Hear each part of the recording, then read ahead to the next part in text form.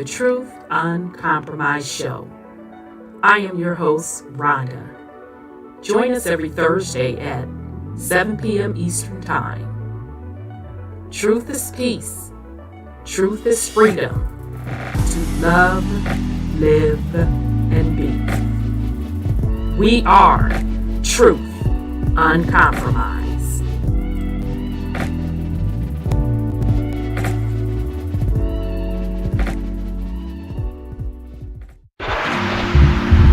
We are in the age of truth, freedom, love, prosperity, abundance, and peace. Welcome to Truth Uncompromised.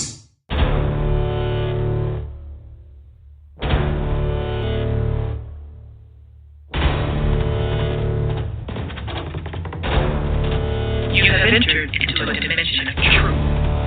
Time does not exist, and illusions are shattered. The journey of truth is intense.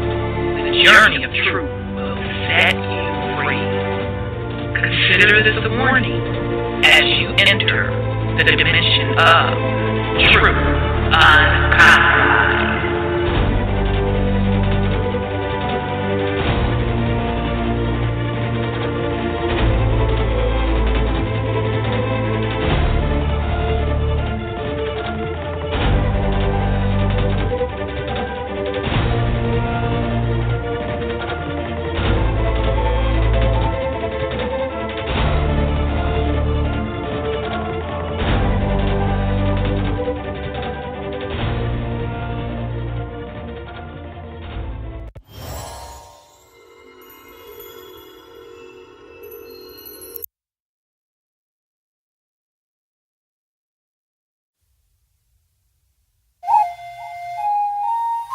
Still unamalgamated.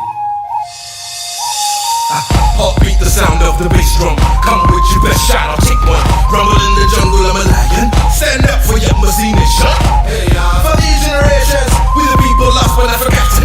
Tribal rivalry is the problem. One love, the key for what we locked in. Don't call me a doctor, but I will be your medicine man. We're all from the melting pot, so everybody in the crowd is a Native American. Like me, what can't you see? The enemy is a L-I-E. One family tree we are. The truth is like smoking Joe and so far. The bigger they come, the harder they fall.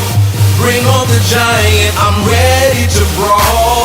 No giving up, flowing in my veins. Like a champion, I feel that I will never surrender.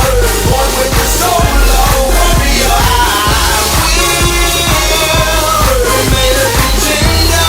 One with the solo warrior, I will.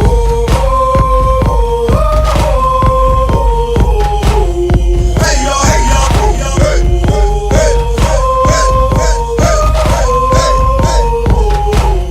hey y'all, hey y'all, hey y'all. I rule my dominion. I'm part Asian, Indian, Dominican, back to Hindu, Dravidian, so Mexicano loco, man. Egyptian fits my description. I'm training hard for the mission. I'm a country boy from the south, and mama said knock you out. I'm in the ring like the bigger they come, the harder they fall. Bring on the giant, I'm ready to brawl. No giving up, flowing in my veins. Like a champion, I feel that I will never surrender. One with the solo warrior, I will remain a contender. One with the solo warrior, I will.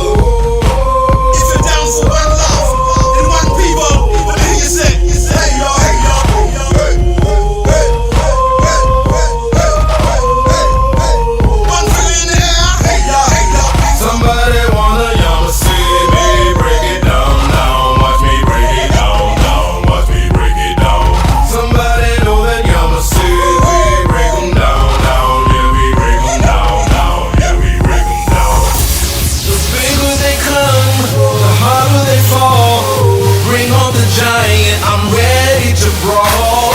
No giving up, flowing in my veins. Like a champion, I feel that I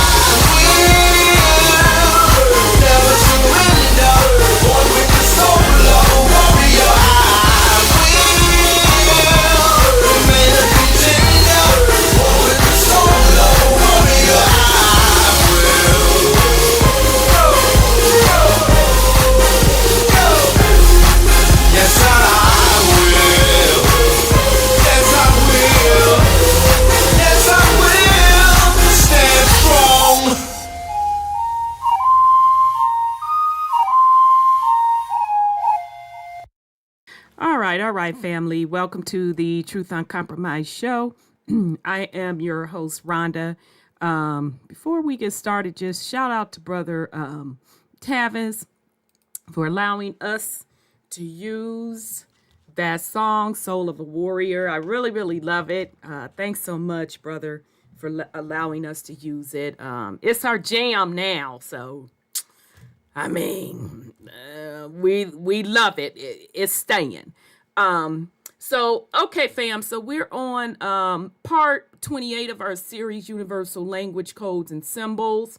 We're also going to incorporate tonight, and that's if, the fam wants to participate. We kind of want to talk about culture. We'll, spend a couple minutes on culture, whether or not you want to say Indigenous American Indian culture or Black American culture, because contrary to popular belief within the Black American community, it is mixed lineage. Okay. So we'll see how that flows. If the fam want to, join in and talk about some of their fond memories and, what culture means to them. I find it very, very interesting that, no matter where we grew up in the U.S., we still have very, very similar things that we do as a culture. So it's interesting. I ran across this content creator, YouTube content creator, and he does kind of a spoof on a little boy. It's a puppet. He uses a puppet, a little boy, and his grandmother, but the lady that's playing the role is actually his mom. And just the dynamics of the way the grandmother interacts with the little boy, her grandson, everybody in the comments, I'm reading the comments, we're like, oh my God, this is so true. And I'm like, I related to absolutely everything. So Brother Sean definitely wanted to talk about this subject tonight. So we're going to give it a go, see how the fam feels about it. Bottom line, culture is what we create, right? So it's not about anything other than what we create. We make the culture. Okay, so when the culture is healthy and good, that's because of our efforts. When the culture is toxic, dysfunctional, that's because of the effort that isn't going into it. But, we want to keep the discussion light tonight. This should be about memories, how we grew up, from the food. Now, I know it's going to be a little different generationally, all right? Okay, but still, there's some basics that cross across generations. But, it would be cool to hear from some baby boomers, if y'all want to put something on it. Because I know y'all thought us Gen X were crazy. I know. See, I remember when y'all thought we was crazy. Okay? Just like Gen Xers. Some of us think millennials out of y'all damn mind. Okay? Some of the millennials I'm cool with. Those that are closer to the Gen X. All right? And Gen Z, baby, I'm trying to understand y'all, but you make my nervousness bad. But anyway, so it'll be nice to talk about that. I do have other stuff I want us to discuss as follow-up. If time permits. If not, we'll move it into another week. But then I do want to get back to the topic at hand. Let's, talk about, your soul and your ego. And I actually ran up on some more information from another individual who's literally talking the same language that we've been talking in this series. All right. So before I bring on my co-host, I want to send out a shout out to the YouTube family chat. So shout out to son Scotty in the house. Shout out to Brother Sean. A shout out to Brother Lance. Shout out to RDT. Shout out to Queen Ottawa. And beloved, it'll be great if you can put something on it from your perspective on culture. Shout out to Brother Shrugs. Hope you doing well, brother. Shout out to Know Thyself. Shout out to Whirling. Good to see you, beloved. Shout out to Brandon B. Shout out to Sis Thelma. Who? Think I got everybody in the chat. And then shout out to the YouTube family chat. All right, so let me bring on my co-host. Oh, good. Son Scotty on. Okay, so I got a millennial on. But oh shoot, let me hit record. I'll be the main one with an Recording attitude. in progress. Okay? But I love my son Scotty, although he's probably in the middle of the millennials. He's such a sweet soul. I just love my son Scotty. Okay, so let me bring on Sis Sandra. It's not too many millennials I don't like. Because y'all are reasonable. Okay? In your defense, you're reasonable. Naziz, baby, y'all make my nerves bad. I mean, like, blink, blink, blink. Baby, what? That's a separate story. Let me bring on Sis Sandra. Sis, you should be able to come on, I think. I think it. Yep, there you are. Peace and love, sis. Oh, peace and love to you, Sis Rhonda. How are And to you? the family and Brother Sean and Brother Scotty. I'm great, thank you. I think my sinuses are way better than they were. Good. Yeah, mine finally got together, girl. But that's only because it's finna get cold starting tomorrow. So although I'm in the meeting and I heard my lawn man, and I'm like, that grass really don't need to be mowed. But I'm going to go ahead on and pay you for this little month, this, that, and the third. But you know, it was cold here last week. And that's when I had the sinus. And today and yesterday is hot. So, like, I think it's 94 right now. Oh, yeah, wow. Yeah, that's warm. Yeah, so I can't feel it because the house is still cold from the other week. It's holding on. Man. Yeah, thank goodness for that. Thank Yeah. goodness for that. Let me bring on son Scotty, and then I'll bring on Brother Sean. Brother Sean. Peace and love. Hey, son. How Hey, you brother. doing? I'm great. Hey, my Rhonda, Sister Sandra, Brother Sean, the family in the chat, and everybody listening. So you legitimately head off tonight. Now I'm checking, right? Yes, ma'am. We's Okay. off today. Okay, because We know is I don't off play that today, messing up your so- change. Never. You know what? Never. Okay. And it's funny that you checking in like that and we talking about like family and stuff because I just like earlier today got off the phone with my mom. Aw. So yeah, I That's will have sweet. some things to bring from that conversation because I was like, oh my God, we were talking about that on the show, da da da da. So yeah, that's what's up. glad to be back with the family. Yeah, indeed. Let me bring on Brother Sean. Peace and love, Brother Sean. How are you? Wholeness and power. I'm good. Peace and love, How brother. y'all? Good. It's good to hear your Wholeness voice. and power, Brother Sean. Hey, Yeah, bro, what's going Brother on? Sean. We gonna have Scotty started off. Huh? What you Yeah. say? We gonna have Scotty started off. Okay, I mean you good Lucky with you. that son, because this is a great idea, Brother Sean. I'm like, you know what?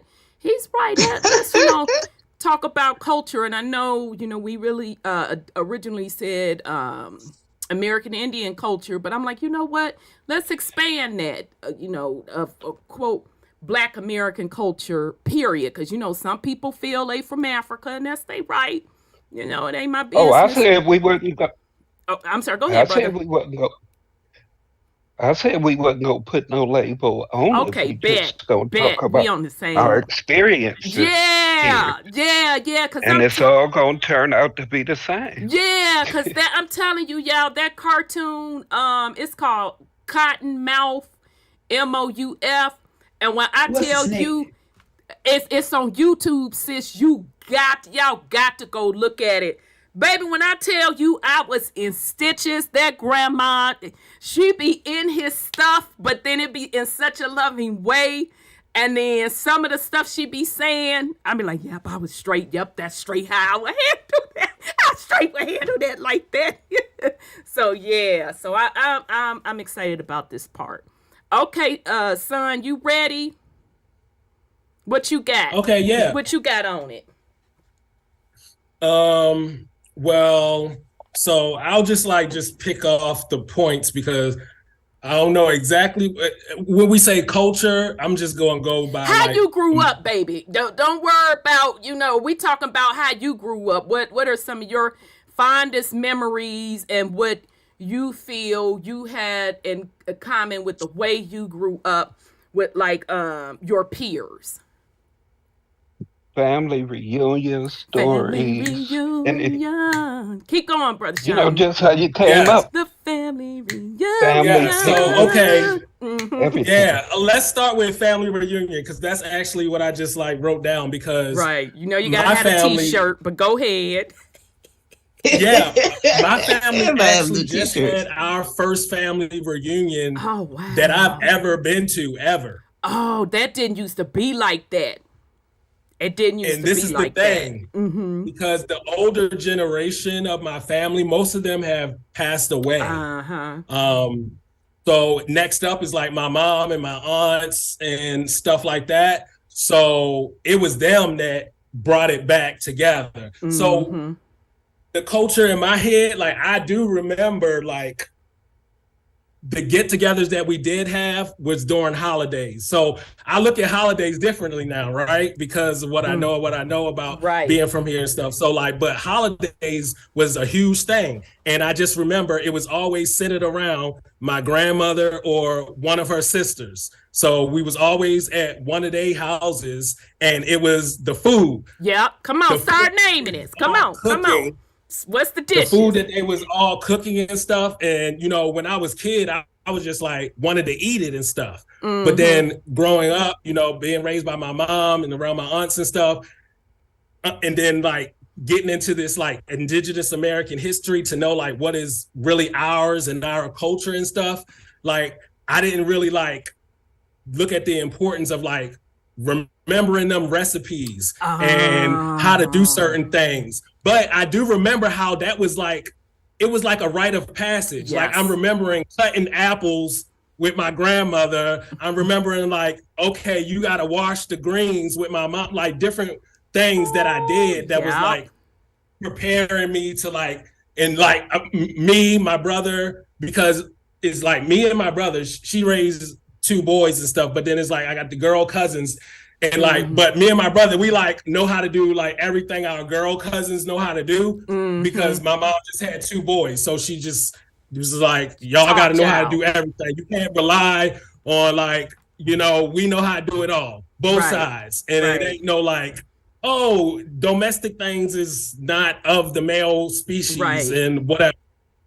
So going back to family reunions and the rituals that are unconsciously passed down that are now becoming a conscious thing, because like I said, we just had our first family reunion and I kind of spoke up about something about names, surnames and etymologies, because in my family, so we had our family and they named it Laughlin after the matriarch.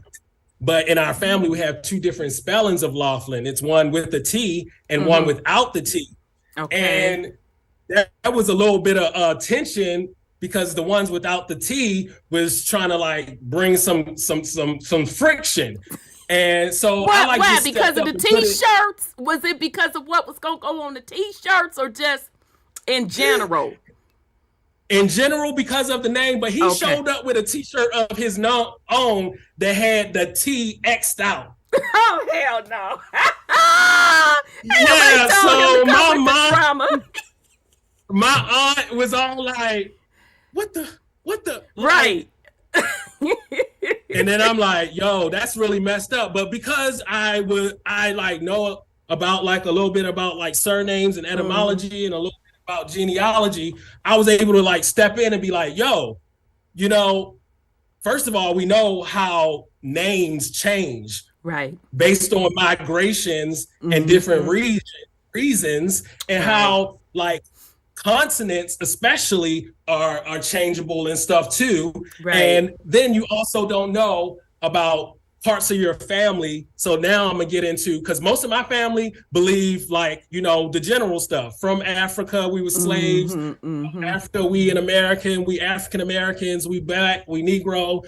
Don't really know what all of that really means. Right. And so like, I'm the one, I stepped up and said something about this. And then my auntie, she was like, oh, okay, Scotty, you gonna be the one that's gonna do like genealogy. Nice. and this stuff for the family. And I felt so proud that I could do that. Yeah.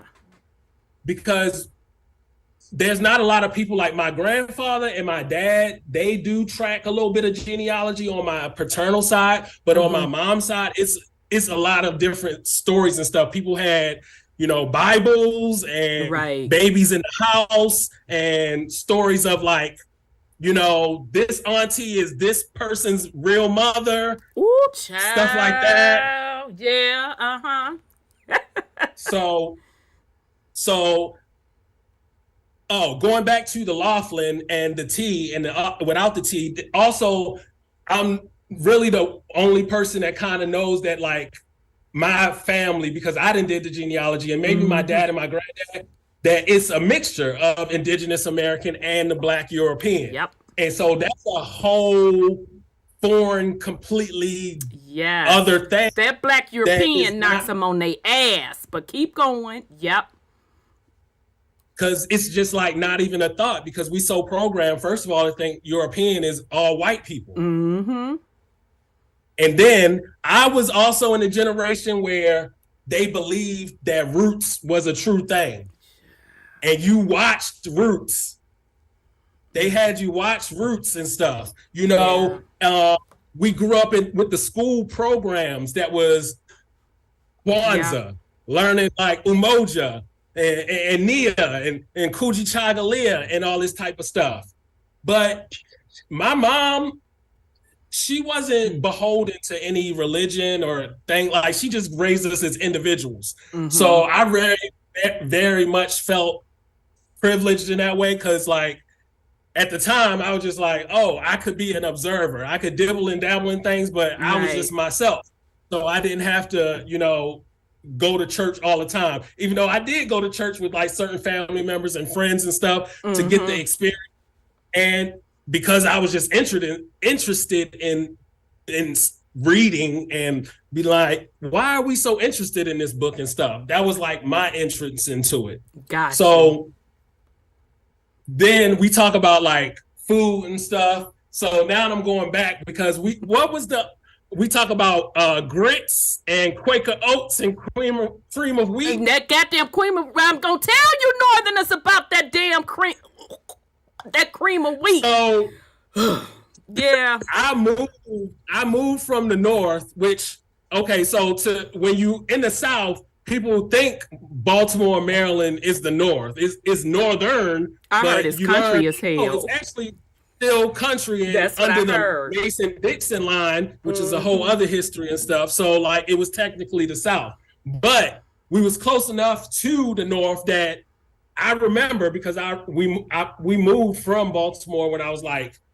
11, 12, 13, those ages, young. to Georgia. So I remember like the difference in food. And it's funny, we talked about the cream of wheat grits and stuff, because I had never had grits. I knew what they was, but I never had them because it was more of a thing to have the cream of wheat, to have the oatmeal. And it wasn't until I moved down south when I was introduced to a different type of indigenous food, like the grits, like it was a difference of up north. When I was in Baltimore, we was eating the stuffing. And then we moved down and some damn smashed up bread and water with seasoning. Yeah, but continue. But then we moved down south, and now we eating the dressing. Right. And that's like I remember, because I love Thanksgiving, and that was like one of the first like type of foods that I learned how to like cook for like Thanksgiving and stuff like that. So like learning the different ways that we indigenously cook and how that's like passed down. You ain't even gotta like get a formal lesson. Like the lesson is in our cultural practices. Like nobody else was really having family reunions like that, like with the t-shirts and the family trees and the family Bibles. Like that's like something that's Black American, whatever you want to call us, Black American, African American, Indigenous American. And that's another thing, how our cultures, they like to say, you know, we don't have culture. Everybody outside not true. America, we don't have culture. But really, our culture is the number one export inspiration of co-opted around the world. Indeed. Around the world. Indeed. So taking it back to the family reunions, food, names, surnames, knowing the mixture. Another thing is our indigenous dances that you see doing at family reunions, you know, football games, you know, fucking just out on the street, playing games. People make these indigenous dances up that inspire the world. Nobody else around the world is doing their cultural dances, and everybody else is doing them around the world. Exactly. Facts. No one else is cooking these certain types of meals, and it's like, yeah, it's a thing. Let's make American soul food. All of that part. That was everyday food, huh? Right. All of that part. And then want to charge an arm and a leg, and that shit nasty. It's like, I'll jump over this. Get the hell out this kitchen. But all of that part. So, but very good. All right, son. Okay. One more thing to tie to like some of the stuff we talked about, some of the like legal stuff, land stuff. Was talking to my mom, and I was about to bring it up, but she told it to me about placing your land, your property in a trust. All right now, Mom. Because she was talking to me about because we got to this because she had like a health thing that happened, and then I was checking in and I was worried and all this type of stuff. But then she went into like, yeah, I got all my paperwork lined up. I'm putting, you know, all this into a safe deposit, so you and your brother don't got to look through paperwork to do this. You know, just getting everything all lined up. And then she transitioned into the irrevocable land trust. Oh yeah, my type of woman, right? Very good. And I was like, because I mean, I know my mom is smart and all this type of stuff, but I was just like, I wasn't expecting her to see. Don't underestimate mama and a Black woman at that. Very good. Yes. So then to take it back to my grandmother, because I said that generation passed away. So my mom, actually, she was the one that was in my grandmother's and great auntie's paperwork, learning it when she was like 19 and all this type of stuff. So my grandmother had like a house property, and she had passed it down to my aunt, but my aunt wasn't paying the fire insurance, and my cousin did something and the house burned down, blah, blah, blah, blah, blah, blah. And then my mom was looking back on it like, oh my God, like, why didn't we at least keep up with the paperwork? So she was like already attuned to looking at the paperwork stuff of things, just in the interest of like maintaining her own family. So like matriarchs, like you don't have to go to school to learn, like it's already embedded in us, in our bloodlines. And you know, the people who remember this stuff, like the Akashic records, who tap in to their soul's purpose, like they are going to activate into those certain positions. Yeah, that's true. That's a good point.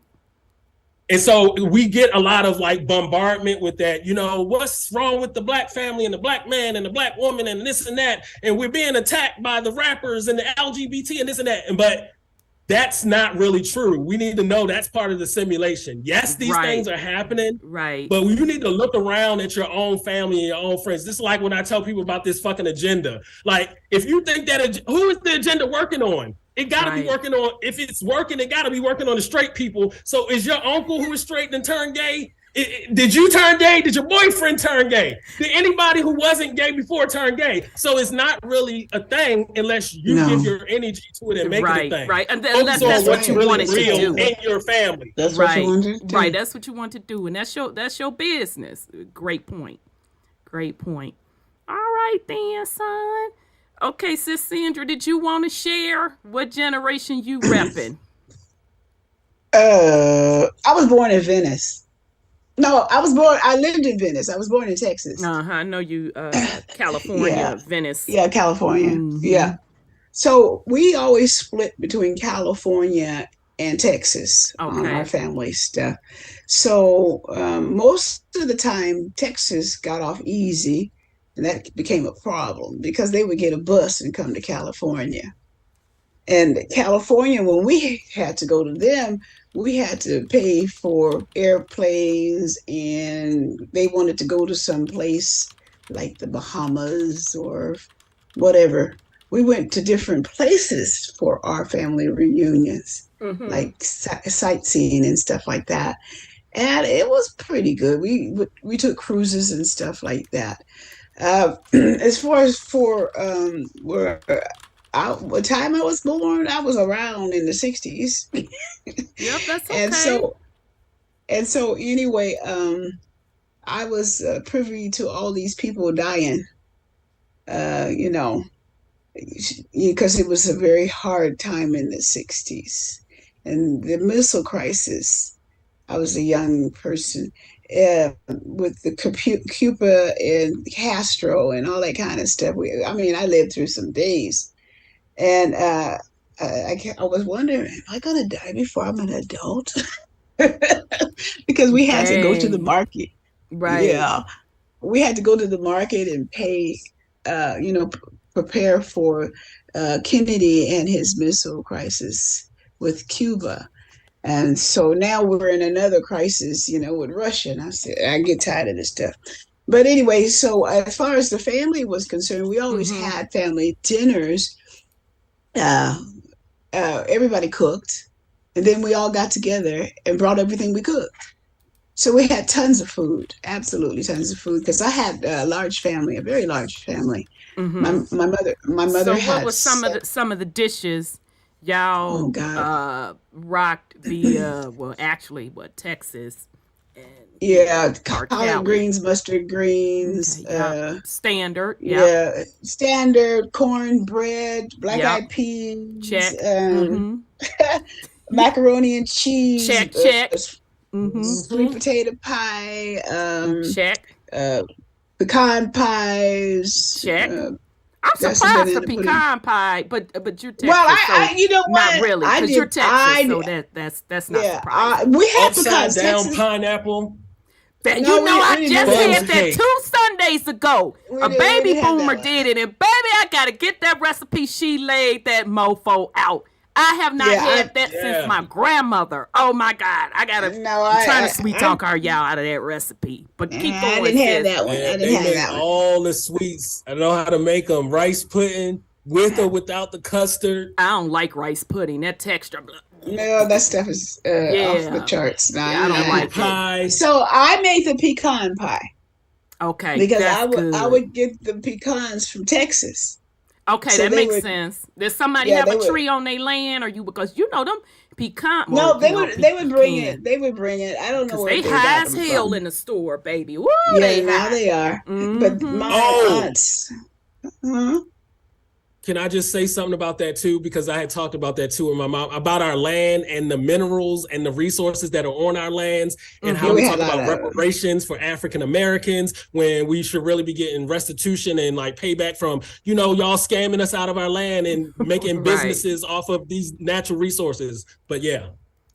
Yeah, that's true. We had my relatives had a lot of property, and my uncles, my aunts, all of them. My mother's dad and mom, because we were in Hooks, Texas. Hooks, Texas, and it was country, total country. And when I became Californiaite, was when I was about 4 years old. But I went back to Texas. I loved it. I absolutely loved it. I didn't like California. I wanted to stay in Texas. So because it was so quiet and it was so much greenery and dirt and roads, dirt roads, no bathrooms, all that kind of stuff at that time. So I wasn't used to that. I'm like, oh my God. You know, have you been in an outhouse at night? Yeah, my grandparents, I wouldn't see. I'm a Gen Xer, and so my grandparents had like a farm. I keep telling y'all, a farm, a working farm. And back then, Ooh, when we were growing up, it wasn't a bathroom in the house. there wasn't any. So we Yeah, had, I you was had that big surprised. ass metal tub to pee in at night. We Or had go in bucket that outhouse, baby, my nerve, woo, going in that outhouse, because with you all had to them go snakes. to boo-boo in the Yeah, outhouse. Ooh, baby, yeah. yep, I know. Yeah, I I was so know about scared, that you know. outhouse. I know. I was so scared to go to Texas and go in their outhouses. I'm like, what? We got Yep, to do I know that what? outhouse very well. Yes. Yeah.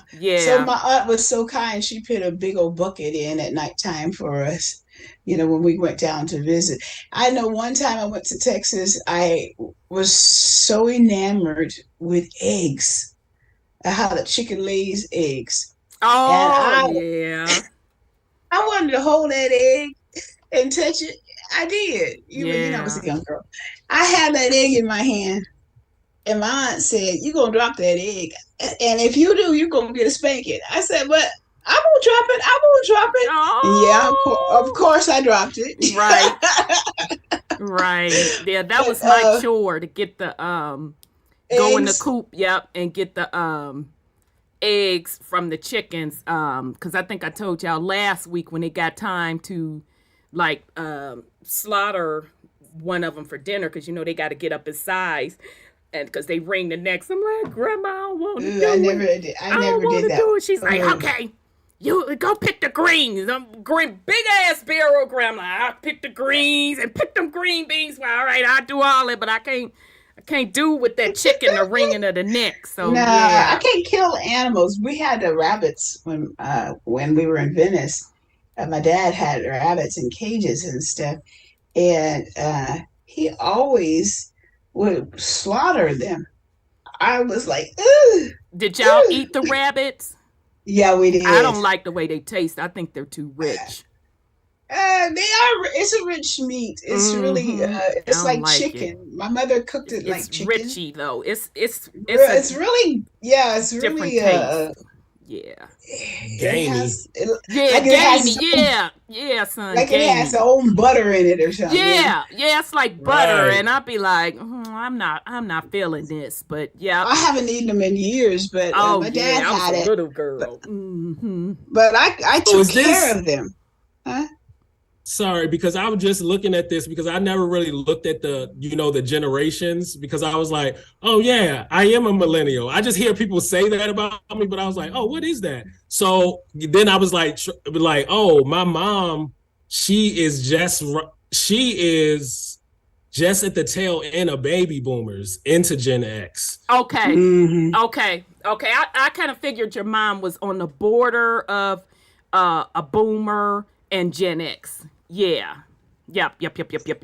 Okay. Queen Ottawa, I don't know how you can get on. You're open, but I don't see where you have a mic to get on. So you're free to get on. If you She have, has to go into Zoom. yeah, she's on. I let her on the Zoom, but I don't see like the little mic by her name, so that's giving me an indication that she doesn't have a mic hooked I up. wonder why. So anytime you want to come on, you get your headset or whatever with a mic, you'll be free to chime in. Okay, but that's interesting, sis. Okay, so very, very similar, especially with that that farm stuff. I can definitely relate to that. I like farm limit, but I don't like to live in the cities, even though in California we lived in the cities. I live more in the rural or outskirts suburbs in Central Cal here, and I don't like cities because it's just too many people and it's too much trouble and it's very expensive. But I used to live in the city in California. And so California always had to meet up with Texas, and we all, I drove from my central to south, and then we head out to Texas for our reunions and things, Nice. and our trips and all that kind of stuff. But I used to work 12-hour shifts, and sometimes I was real sleepy trying to drive down from here to California. So that's how we would travel, and we would all hook up, and we all the families, the seven, no, the how many was down here? Four or five of my mother's siblings are here, and we would all travel to Texas for our family reunions. We're always in Cali, but all our holidays and stuff, or no, not holidays. What you call it? Trips, family reunion trips was out of state somewhere. So that's how we would do it. It was fun. It was fun. I love Christmas though, because we would travel to each person's house and get our gifts. Okay, so y'all did because that's usually how families did it back then. You go from house to house. Now I can't remember.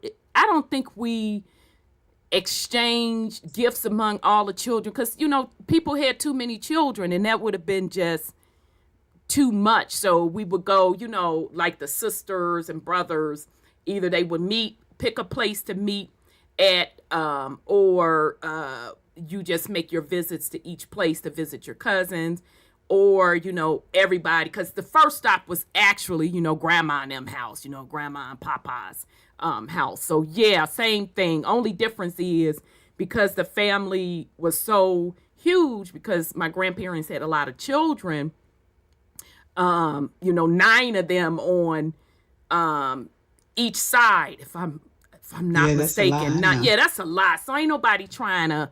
So they worked it out, and as children, we didn't care about that. It was about seeing our cousins, seeing seeing our aunts and rumping uncles, around and talking and going places. And by the time you got over the different cousins' house, wasn't nobody even concerned about them toys. It was about kicking it with your cousins and them. So, but that's interesting that you all did the same thing. Just real quick. I'm sorry. Go ahead. My big cousins, there was cousins older than me. They would always take me places in their little cars.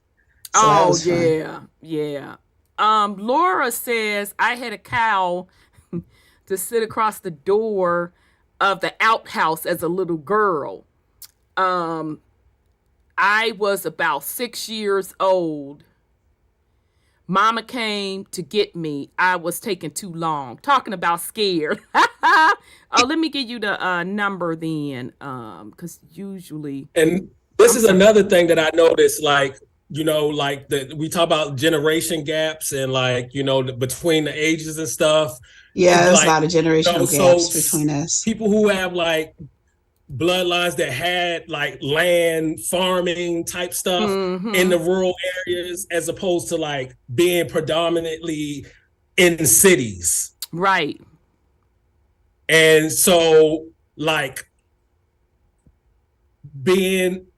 feel like the ones who have the more American Indian in their bloodline have attachments to having real land, farms, animals, and stuff like that. And the ones who have the Black European bloodlines are more in the cities, industrialization, in these institutions that have been set up. That's a good point.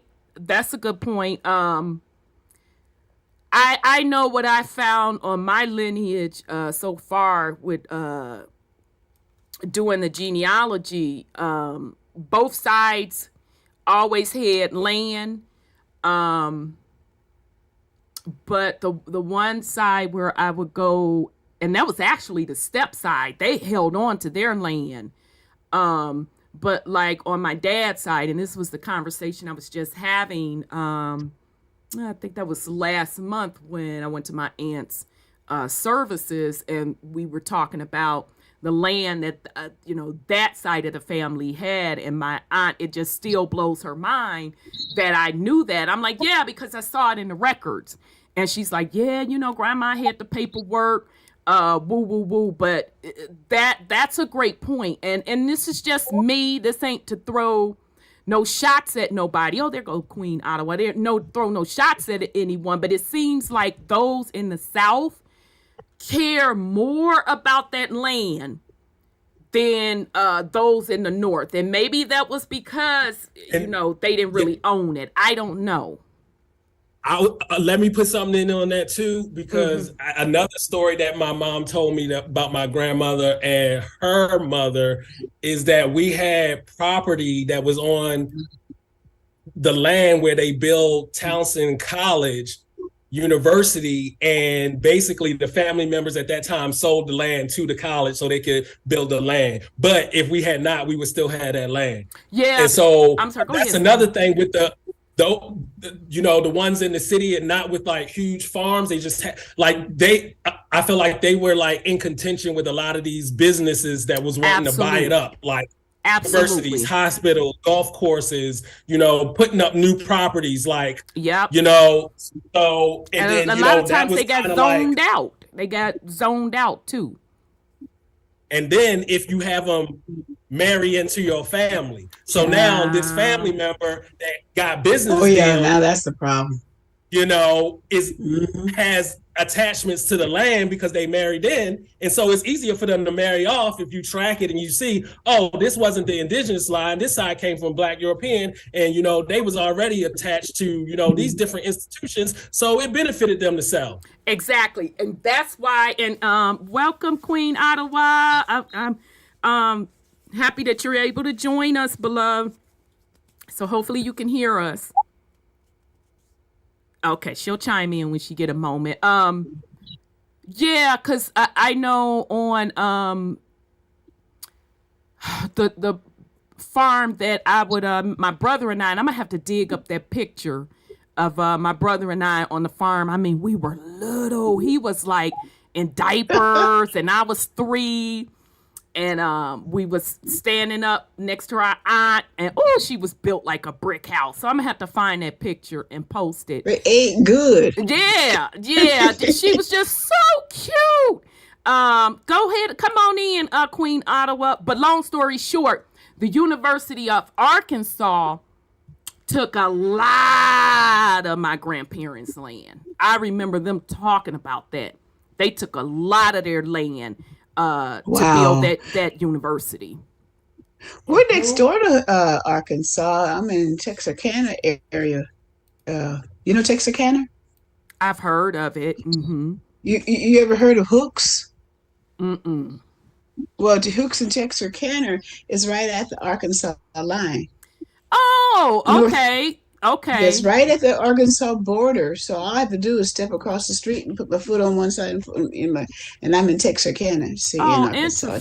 Interesting. Yeah. So that's Arkansas ties. It's not by blood. It's on my stepdad's side. Okay. So I'm sorry. Go one ahead. question. Do you know the Walmart down there? Do you know the Walmart in Arkansas? Are you near that? You mean is it Benton? The headquarters? Is that what you're referring to? No, the store. I went to the first Walmart in Arkansas. Yeah, I don't remember. That very first one. Because they started it in Arkansas. Yeah, and that was the one that's right next to the Texarkana border or something in there. Okay. Yeah, so that's how close I was to Walmart. Okay. All right, so let's bring let Queen Ottawa come on in. Greetings, Queen. How are you? Can you hear me? Yes, ma'am. I can hear you. Can you hear me? Yes. Oh, I'm so glad you were able to join us. How are you? Good. I'm good. Yes. I'm good. Greetings. Good to hear your voice. Yes, good to hear you. Yeah, I'm liking this topic tonight. Yes, ma'am. Good. saw I put I was born in 1949, right? Yes, ma'am. Mm-hmm. Mm-hmm. So next January I'll be 74, but Mm-hmm. I remember all the times in like in my text where I said down home. Mm-hmm. Even I was raised here in Fort Smith, Arkansas, Okay. but I was born in Marlton, Arkansas, and that's where everybody called down home. So no matter where you were, no matter what state you were in, everybody went home, down home, for a different church Yeah, church reunion. was it. Mm-hmm. And you didn't have to be a member of that particular church, but every church had a homecoming. Mm-hmm. And so by everybody being related in the community, It was terrible. it would be anywhere from 200 to 300 people at each Yeah, homecoming in the quite a church. few. Yeah. So I remember going to my grandmother's, when I was a child, Mm-hmm. and down home, because you went down home all holidays, and Yeah. to your grandmother's house. Mm-hmm. And I remember riding in the wagon on Sunday morning, 2 mules pulling the wagon. Oh man. Oh, you're the mules. Funny. All the kids in the back. Mm-hmm. Oh, My wow. grandmother had always cooked the fried chicken. Fried chicken was the Sunday dinner that she packed to go to church. Uh-huh. Because you stayed at church all day All long. day. Yes. Oh, yeah. I got that one too. And so every family had brought a basket in their wagon. And Okay. you could, we kids would just flop from one pallet to the next when everybody was eating, so we could eat with any family member. Oh, that's cute. That is cute.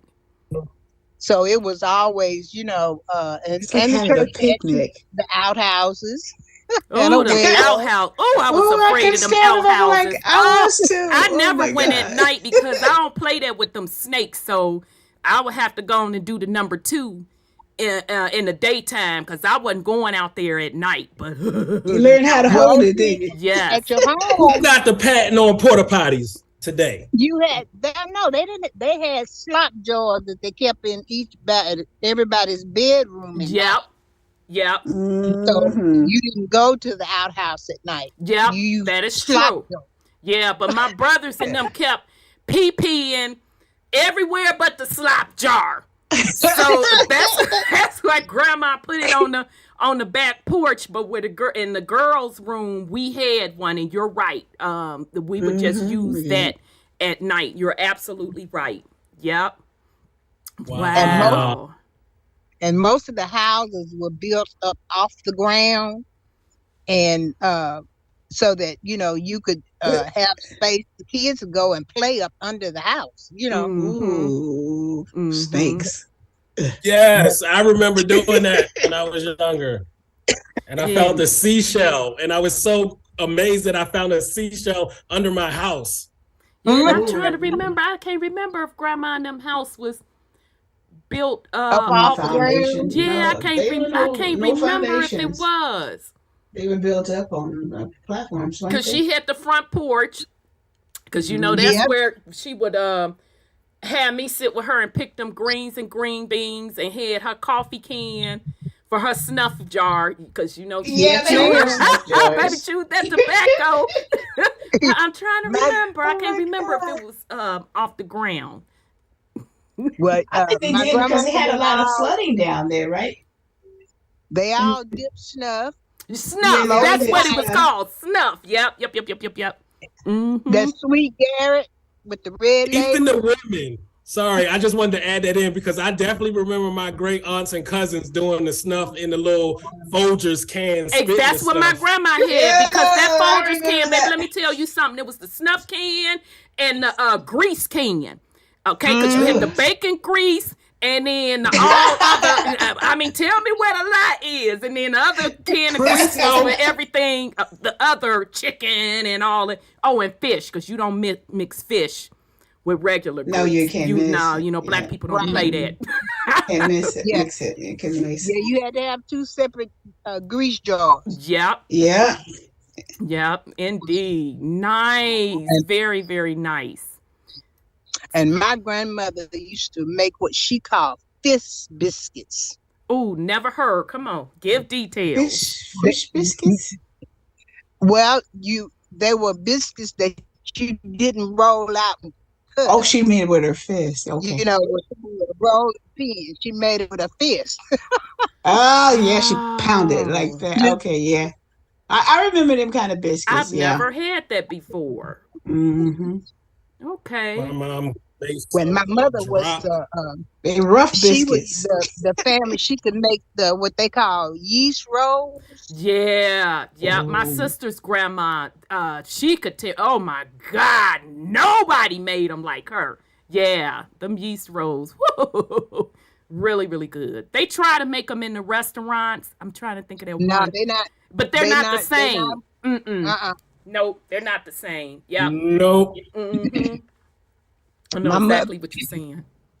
Here in Fort Smith, when my mother would cook rolls, we spent about 5 years in the project, and here in Fort Smith. And when she would cook rolls, she would cook them by the cookie sheets, because when people smell them, you could smell them all over the neighborhood when she was cooking. And so she would make rolls for everybody. And she'd give each family a cookie sheet, which was about 20 or 30 rolls. Oh, that was nice. Wow, that was so sweet. Oh, my goodness. My dad was a cook in the Army. Oh, wow. Okay. And so he always bought, because we always fed everybody. And he always had these Army size cookie sheets and pots to cook and, stuff like that. Okay. And so we always fed everybody in the neighborhood.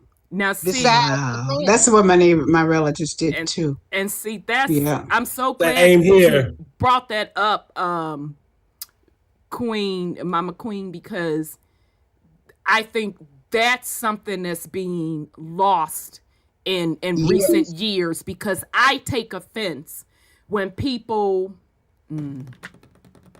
I just had somebody this week that came to me and was like, I don't have any food in my house. I'm about to cry. And it was nothing for me to I literally grabbed a box that I was getting ready to go, one of my Amazon boxes, and just went in my cabinet and just started loading up. Because that's the way it used to be. Used to be very hospitable. You didn't see people go hungry. You just I could feed you before I could give you some money and some liquor. I could feed. That's one thing I could do. I can feed you. And I take offense when I'm hearing people arguing about feeding people, and especially babies. I'm like, are you out of your so-and-so mind? That's not the way we do things. So I'm glad you brought that up. That's something we better start getting used to trying to do that, because the hard times is coming on people now. Right. Absolutely. People are going to need help. Yes, ma'am. Absolutely. And my mother, many days, she would tell somebody, you come on in here and get you a plate. I'll fix you a plate. Absolutely. And my mother was a bootleg hairdresser, so everybody knew where we lived at. Right. Right. That's what it was. It wasn't, and you didn't do it to make people feel shame. That was just the Southern thing to do. Hospitality. It's hospitality. And, people I never forget one of the up north person. And, we was in the South, and somebody came over to the house and they were working on something. And I'm like, oh, you want something to drink, or offered them something to eat. And his raggedy self, oh, you sweet on that person. And so his old lady was like, no, we're from the South. You don't have nobody come in your house and you don't offer them, at a minimum, offer them something to drink. And if you getting ready to eat, you're going to offer them something to eat, even if you fix them a to-go plate. And I was looking at him like, you just a straight up degenerate. Who raised you? We don't do that. Oh, I lived in California for 35 years in LA. Mm-hmm. And my boyfriend, when I met him, all of a sudden his people started dropping by my house because they found out that I cooked everything from scratch. Mm-hmm. And anybody that came to my house, I would always have a pie and some coffee. And so if they come in and you want a cup of coffee, you want a piece of pie with that, you want a piece of cake, because I cooked all that stuff from scratch. Right. Because that's the only way I cook. Mm-hmm. Mm-hmm. And so, I took my upbringing with me when I went to California. Absolutely. Right. Absolutely. And do you think that they could tell the difference from a cultural perspective with, those that were native to Cali versus, you being from the South, or was there a difference? There is a difference. It is a difference, but the thing about it, most of the people that were in California in the neighborhood I was in were not born in California. Yeah. I was about to say, because I'm in LA right now, and there's a lot of transplants from other places. So they moved from the South or something like that, but they didn't hold on to their heritage. Mm-hmm. Okay. And it's easy to get mixed in and blended out in LA because it's just everybody want to be fusion. Everybody want to be fusion and blend, and we already blend into Black culture anyway. So motherfuckers just see that as the invisible ingredient. Like, no, you just added in Black American shit. Yeah, but it's you right. Oh, I'm sorry. Yes, ma'am. Go ahead. Mama Scott Queen. is right, because my cousin, even though she was born here, she was raised in California. Mm-hmm. And her mother was my aunt. And my aunt would get a taste for some wild food. Mm-hmm. And you know where Crenshaw is? No, Scotty. Yeah. Ma'am. Mm-hmm. Yes, ma'am. I do too. Over that hill up there in Baldwin Hills, going up, up down Crenshaw, it's a big hill up there. My aunt would go over there and pick wild mustard greens and turnip greens. Wait a minute, they was wild, baby. I would have been right with her. And her daughter was so mad to my mother. I can't believe you. I'm so embarrassed. I would have been right out there picking. That's good stuff. Because California is the first. I'm sorry. Go ahead. Go ahead, son. No, I was just about to say, now they didn't build, that's like the Black suburbs out there. That's the Black Hollywood. Is that the Baldwin Hills y'all talking about? Uh-huh. Okay. Yeah, it's over in that hill. Yeah. Okay. Crenshaw district. I know California was the first place where I saw they had the collard green trees. Oh, I love them. I had never seen them before. I love them. I of course, up north, I can't get them to grow all year round. And when I first saw them, it was actually my stepdad's people he grew up with in Arkansas. Matter of fact, they lived in Crenshaw. And they had one in their yard. And I was looking. And she started laughing. She said, "Baby, that's a collard green tree." I said, "Oh my God, can I have some leaves?" Some in my yard in California too. Okay, yeah, I'm like, I've never seen that before, so I thought that was cool. They come in curly leaf and slit leaf. She didn't have the curly leaf one, and those leaves were huge. I'm like, oh my goodness. Mm-hmm. Wow. Yeah, I had them all in my flower bed in LA. Nice. Wow. Okay. That is so nice. So what do you think You miss about like the overall melanated / black culture today. We don't. I've watched the younger people, and they don't take care of their seniors like they should. Yes, They've ma'am. fallen into putting their seniors in nursing homes instead of keeping the grandparents and the parents at home with them and taking care of them, Yeah. which I think is really sad. Yeah. It is. It's bad. And that's how a lot of them lose their property too, because they don't understand that when they sign those papers, any property that older person owns goes to the state when they die. State, yeah. For the payment of the bills. Yep. Yeah. Man. Yep. And It sure does.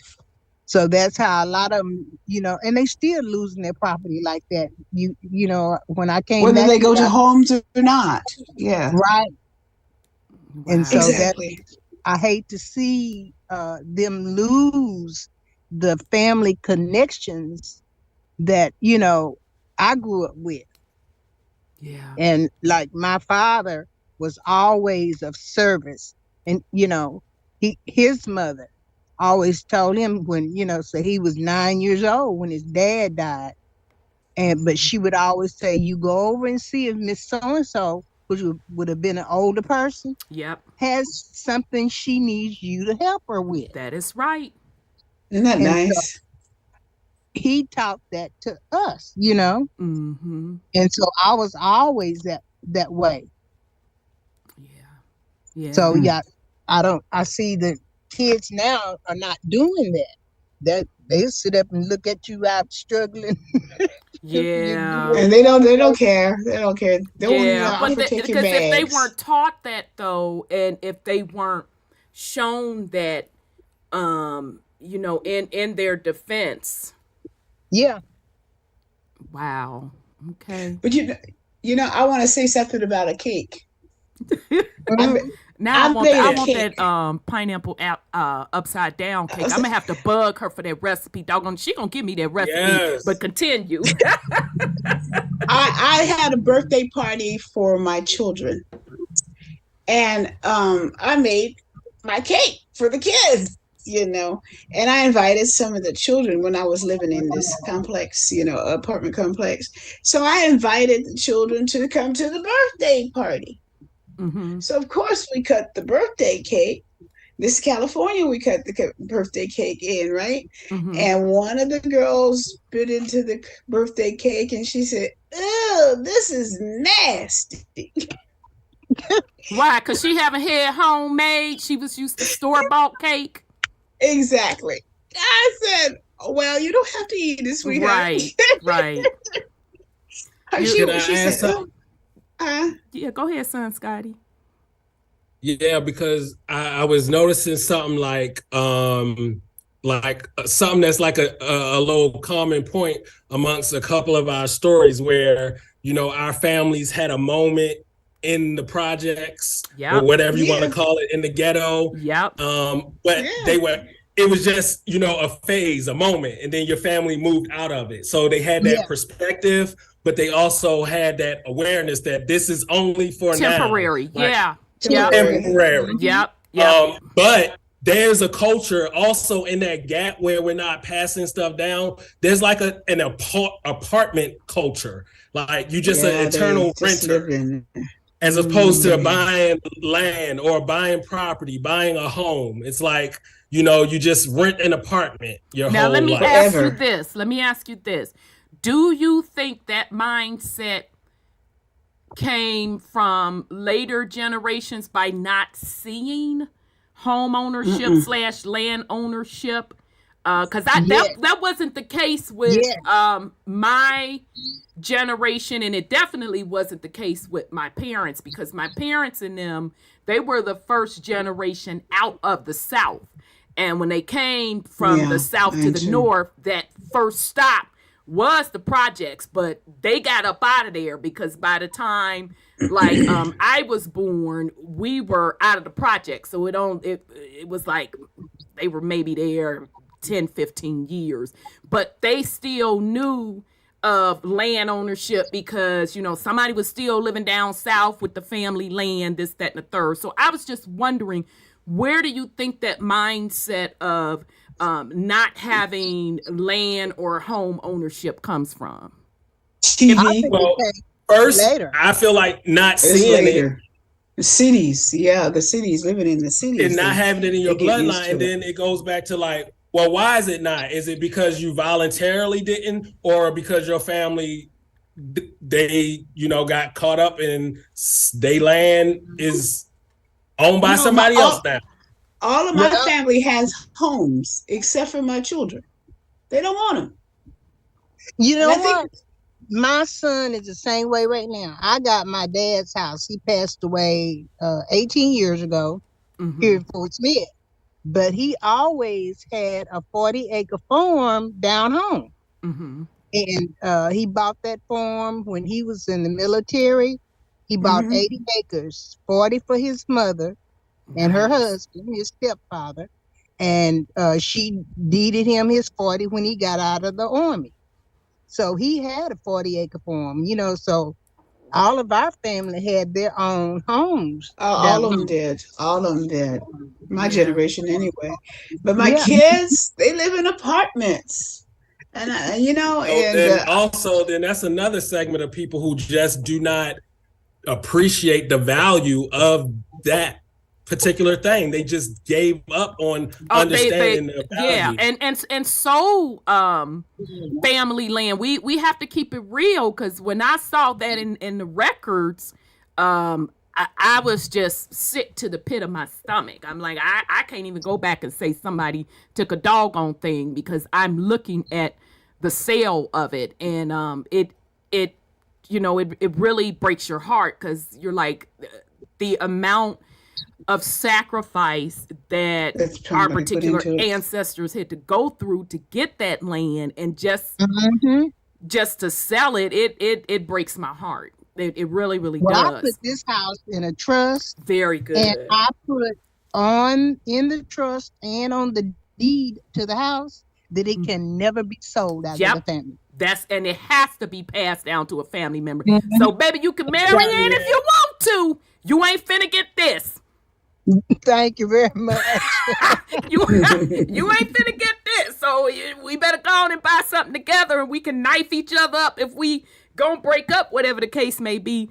But family land is family land. It should stay in the bloodline. And unfortunately, we do have to put stuff in writing that's unbreakable, because, you know, I'm sure our ancestors never would have thought that their children would sell that land.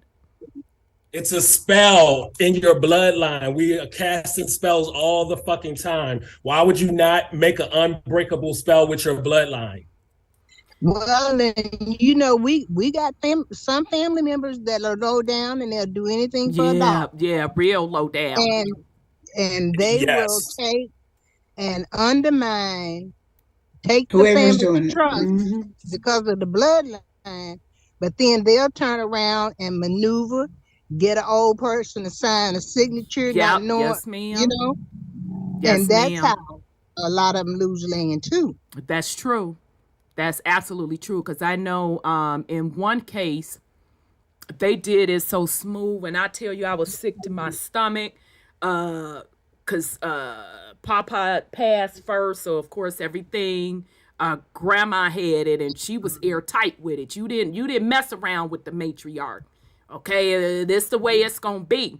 So she had it in a will, and she divided it up. And for the land where the house, the family house was on, because they wind up building another house right across the street from Grandma's house, and that's where my uncle had lived. He lived there until he transitioned, and she had a lottery for the family house, because she didn't want them fighting over, oh, well, Mama left you the lottery, you her favorite. So she put in her will to just have them do a lottery, pick out the hat. I forgot specifically what it was. Long story short, it was all divvied up.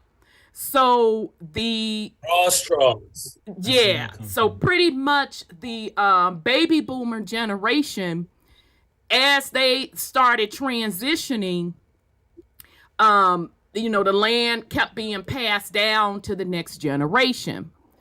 I literally watched them.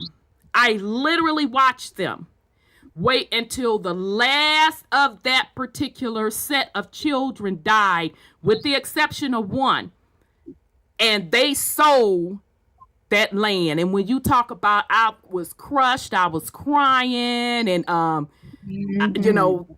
because I wasn't related by blood, because I would have been like, no, y'all not selling a so-and-so thing. It was nothing I could do about it. But what really set me off was the one relative that was agreeing to it. Well, it was two. One, it was he married in. And I'm like, this ain't even your, but I couldn't say nothing. But I'm thinking, this ain't even your people's. You know this is family land. And then the other one, she was still the last one, but she was listening to her husband. And I was just sick to my stomach.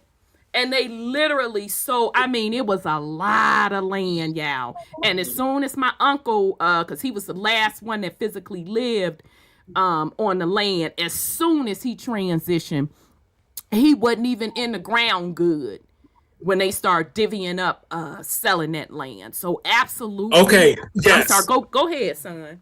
No, selling the land, first of all, the point you just made, selling the land and physically living on the land. They don't know how to transition that land into something else beyond, they just see, physically living there. I'm not going to physically live there. There's no value. Let's get this temporary money, and not seeing the long-term wealth of the land. Yeah, you don't have to physically live there.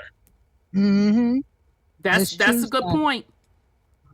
That's a good point. I was just blown away that it was no sentimental attachment to it for them. It was just all about selling. And I'm like, come on, y'all. We all spent summers down here. We all ate from this land. Heck, some of you were born in that family house. And y'all just gonna sit up here and sell it? It really sickened me to my stomach. Hey, sis. Yes, sir. With some people, it could depend on their experience there. To outsiders, it looked good, but... Okay, come in, Sean. But stuff happens, because like this land that I'm working on, it's 5 acres. It used to be a junkyard. The brother gave it to his sister and the husband, who I do work for. The brother was down there. I told him it must have been nice to grow up out here with all this land. They had a 5-acre junkyard and an 80-acre farm. They had a lot of land. Yeah. And he's miserable as fuck. His father was a narcissist, and his father is gone now, but he can't enjoy any of that because he was forced to work all of that coming up. So they don't like that, do they? So he could really care less about that because his whole experience there was negative. Yeah. My mother's tied to trauma. You do get a pass, but that ain't everybody. Yeah, because I know the situation I explained. Yeah, but no, I hear you on that. To each his own. But my point is, with melanated people, then you turn around and you go get a mortgage, a death note, on something that you could probably never pay off. And you get put out. So now we to the point where if something jumps off, I know even through my generation, something jumped off, you could go to grandma and them. I had three grandparents. Something jumped off. my parents could go there and stay. We don't have that anymore. No, my mother hated the farm. She hated working on the farm. She hated it, and she It's moved the into the American cities. dream. The You farm? forget Yes, which is a fabrication. What's the American dream? Yeah, The American well, dream is a fabrication as well as the Black American dream. yeah, it is. My mother hated the land. She didn't want to live out on a farm and pick cotton. When I went to Texas, first one- I loved it. The first I loved one, the it. American dream, was meant for other motherfuckers, immigrants, to come in here and take your land and for them to assimilate into what they thought was American, which was being a Gentile, acting like a white person, but still in the culture of Black people. And then the Black American dream is based off of fucking indoctrination and propaganda and a lie that you're a slave from Africa and you gotta pull yourself up by the bootstraps or join some fraternity or some bullshit. Maybe that's why they did it. My Okay, mother- so let's think of this logically, because we got to keep it all the way real. Now, this just the way Rhonda thinks, and I'm okay if people don't agree with me. I'm not sensitive to this. I'm not trying to hear none of that when you don't have ownership, large amount of ownership among the Black community. What are you leaving from a legacy perspective? Now let's get real, because people want to sit and talk about what they don't like. Okay, oh well, you don't like that. That's fine. So what provisions are you setting up for the next generation? Because just for me, I'm just talking about from Rhonda's perspective. That's not acceptable to me, because you don't like something, you sell it off, and there's nothing to be passed on from a legacy perspective to the next generation. Even if you're gonna sell it, you take said proceeds, and I don't care if it's a business that can be passed down, give jobs to, you can groom that next generation up, or if it's another home that can be the family home. It is not acceptable to me. I'm saying to me, this is Rhonda's perspective, that you do not leave anything for the next generation when something was left for you. I'm sorry. That's just the way I feel about it. I can't disagree with you, because I thought the land was somebody else's land. Huh? Who said it was acceptable? It's just stating. No. I'm not saying you did say it was acceptable. I'm saying it's not acceptable for people to say, well, because it's that's the excuse you hear. Well, I had tried, baby, I understand that, okay? And I'm not trying to minimize your trauma, none of that. So what are your strategic plans to leave something for the next generation? The aspect that I was speaking from, as far as the American dream, is what people were sold: the house, the white picket fence, the two-car driveway. It wasn't stressing about land and minerals. Oh, yeah, that's true. And people got caught up. But that was stupid, because if you got acres of land, doggone it, build you a face picket fence, this, that, and the third. It just, the logic never made sense to me.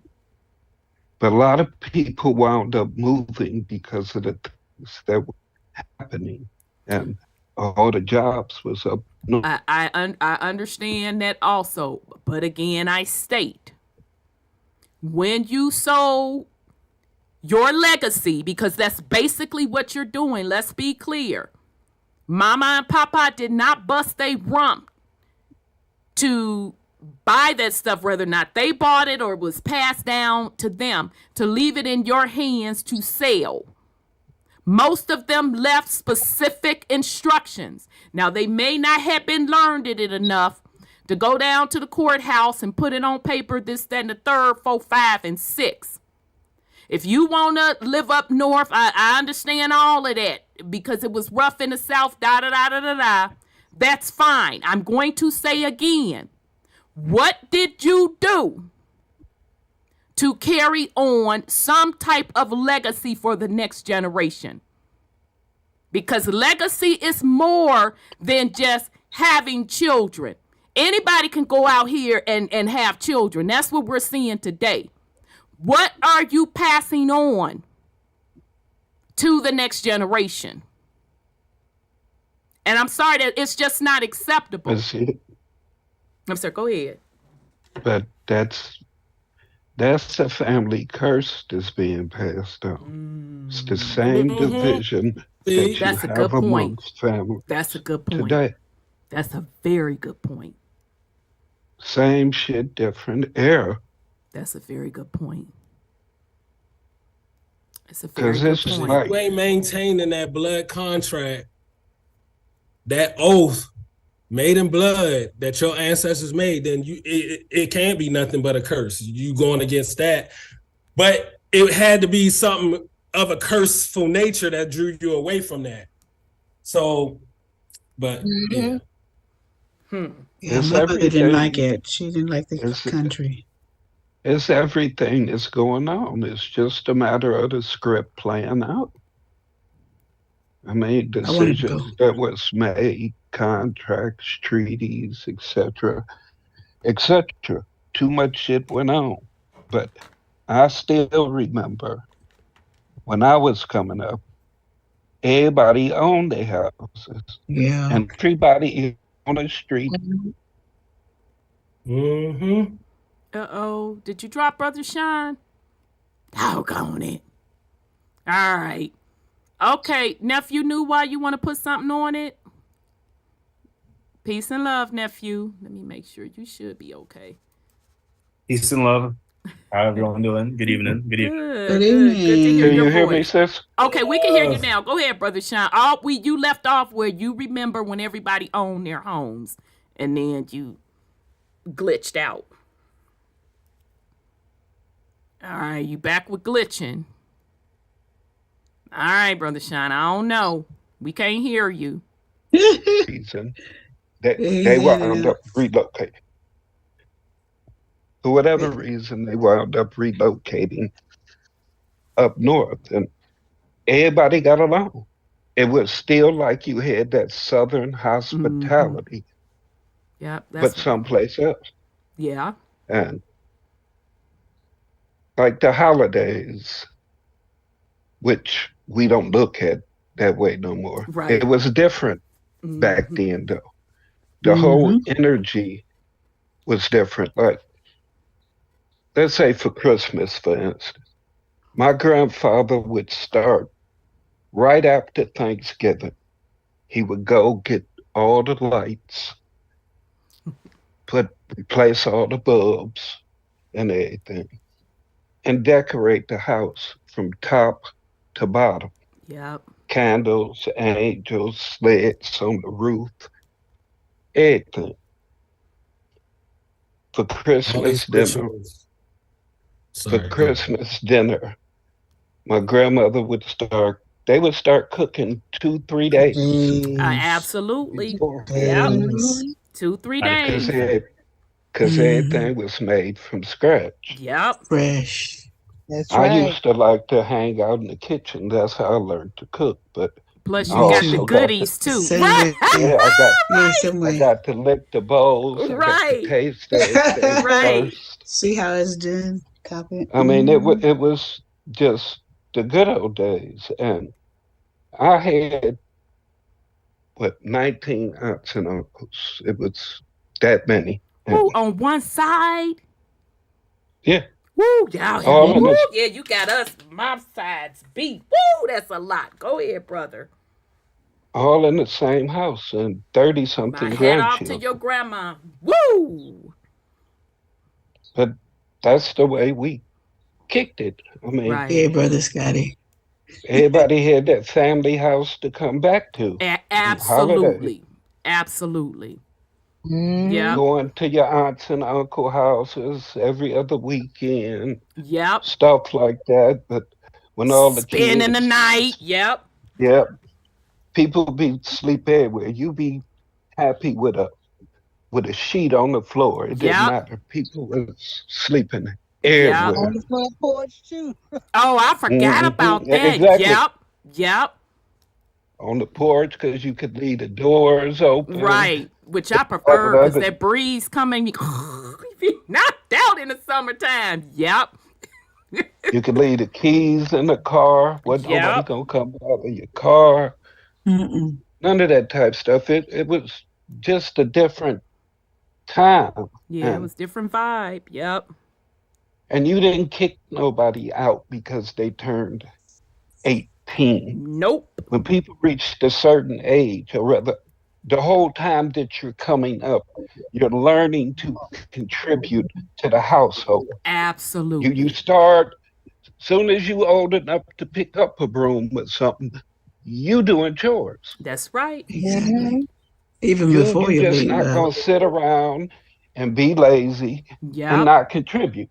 That's right. When you get a job, you contribute to the household, but you were permitted to stack up your money, right? So that when you moved, you would be all right. Yep. But you had to follow the rules of the house. That's right. You had to contribute. That's right. So you already learned and knew what your responsibilities were for moving out because you were taught that your entire life. That is correct. Nowadays, people don't want to be bothered. They don't put in no time with the children. I mean, what? Y'all don't think our grandparents and stuff was tired and everything? But exactly. They didn't let us know that. Right. They continued to work. And while they worked, they still continued to watch out for us, love us, nurture us. Yep. And that was all up and down the street. That's right. That wasn't just one household. That is correct. Everybody knew everybody. That's right. Everybody was watching out for everybody. Yep. You could go to any house on the street and eat. Yep. You and your friends hanging out, and they get called in the house, and y'all hanging out together. You told to come in and eat too. That's right. That is correct. Wash your little dirty ass hands in your face. Yep. And sit down and eat, boy. Yep. You look like you're starving. Come in. No, it ain't that you look like you're starving. That's just the way it was done. Exactly. You was getting 3 square meals. You ate breakfast, lunch, dinner. And not no bowl of cereal. That bowl of cereal, people, I'm like, I can tell you, I can tell you grew up north because bowl of cereal, that ain't considered breakfast in the South. But continue. Yep, same thing. City, country, the real food, the fake food. Yeah, cereal. And then you wonder why these babies hungry. Well, what they eat? Oh, they had, I said, well, they ate the box. A bowl? Baby, how you think that's finna hold these boys? If you don't get out my face with that. But I'm sorry, continue, Brother Sean. Cereal used to be a side dish. You can eat the cereal while the rest of the stuff cooking. Then when everything else ready, then you eat that too. Exactly. And they used to cook everything. It wasn't nothing off limits. Pork from the rooter to the tutor. They used to eat the cow tongue. Yeah, that'd be my grandfather with that cow tongue and brain. I'm like, I don't want that. Crawdaddies and all that stuff. Yeah. Nah. Yeah. Yeah. When I saw my auntie eating fucking pig ears. Oh yeah, pig ears, pig feet. The snout or some shit. I don't know. It was all some other shit that I'm like, why is you eating that? That's real Southern. I'm just glad my family never forced me because I was never a big pork eater. That and that only thing my mom would make me eat, and I want to vomit just to think about it, is that doggone liver. You need that. Yes, the chicken livers, the chicken gizzards. It was the beef. Baby, that beef liver. She called it liver and onions. Oh, yeah. They cook that all the time. Smothered liver. Yeah, smothered in gravy. Smothered liver. Oh, she loved her some liver. Last week, I just fixed my doctor. I have a neuroanesthesiologist, and I just fixed him some liver and onions. Oh my God! Oh. I know my mom loved that liver and onions. You're gonna eat this liver. You need that. But my mother liked that liver and onions. She loved it. She cooked it all the time. And what it turned out to be, it turned out to be is that she had a blood disorder. She was anemic. She died of it. That was the perfect thing for her then. Yeah, her body craved it. Yeah, that makes sense. That makes sense. It was just the texture that just. Well, I don't know. Yeah, this is what I'm saying about the matriarchs. They they intuitively know like what from the earth, what from these animals do we need to take to fulfill ourselves. Yeah, I don't think she of the knew times, it was they intuitive. is the ones that keep up with the paperwork and shit. Like majority of the stories I hear is the woman is the one that kept the will or the paperwork. Yes, it's men. I'm not saying it's not. I'm just saying the majority I've heard is the women. The matriarch is the one that kept up with it. Absolutely. Yep. That's true. That's absolutely true. Because Papa really, to be honest, didn't really deal with that paperwork like that. So, but that's a good point. That's a very good point. I was the paperwork queen in the family myself. My mama told me, "Hey, can you do this for me?" Yes, as we got older, I know you didn't learn this in school. Come help me read this. What this saying? Now read this and tell me for me. Yes, you know they gonna that's do another thing. That's another gap. The school system. The school system, how we was learning and being indoctrinated, that has to be studied too with the gaps and stuff. It's like multi-level why is the gap in these generations and how we don't pass stuff on and what we value and what we believe to be our history and our real titles and all this type of stuff. Yeah. You know what happens? Sure. I think, Scotty, I think you're right because what I noticed is that when the children start learning in school, it's implied that your parents are uneducated because they only went to the 4th or 5th grade. Exactly. And making the child think that it's something abnormal because the parent only had a 4th or 5th grade education, but they were not understanding that they were being manipulated or mind controlled, really. The extension of them Indian re-education schools. Exactly. That's a good point. I never thought about it. It's interesting because although they were, saying, not saying, because, grandma would say or Papa would say, I only went to the 5th grade, 6th grade, whatever the case may be, because they had to go work in the fields. I never mistook that for them being uneducated because they were very smart people. Okay? Yeah, but see, they were That's very. That's when you bring in the boule, and you got Lorraine Hansberry, Raising in the Sun, and you got the Pan Africans, and you got all that, and that's when you got like my generation, the millennial, like they really pushed the whole slave Africa type stuff. So. But even with that, put that aside, I'm talking just in general.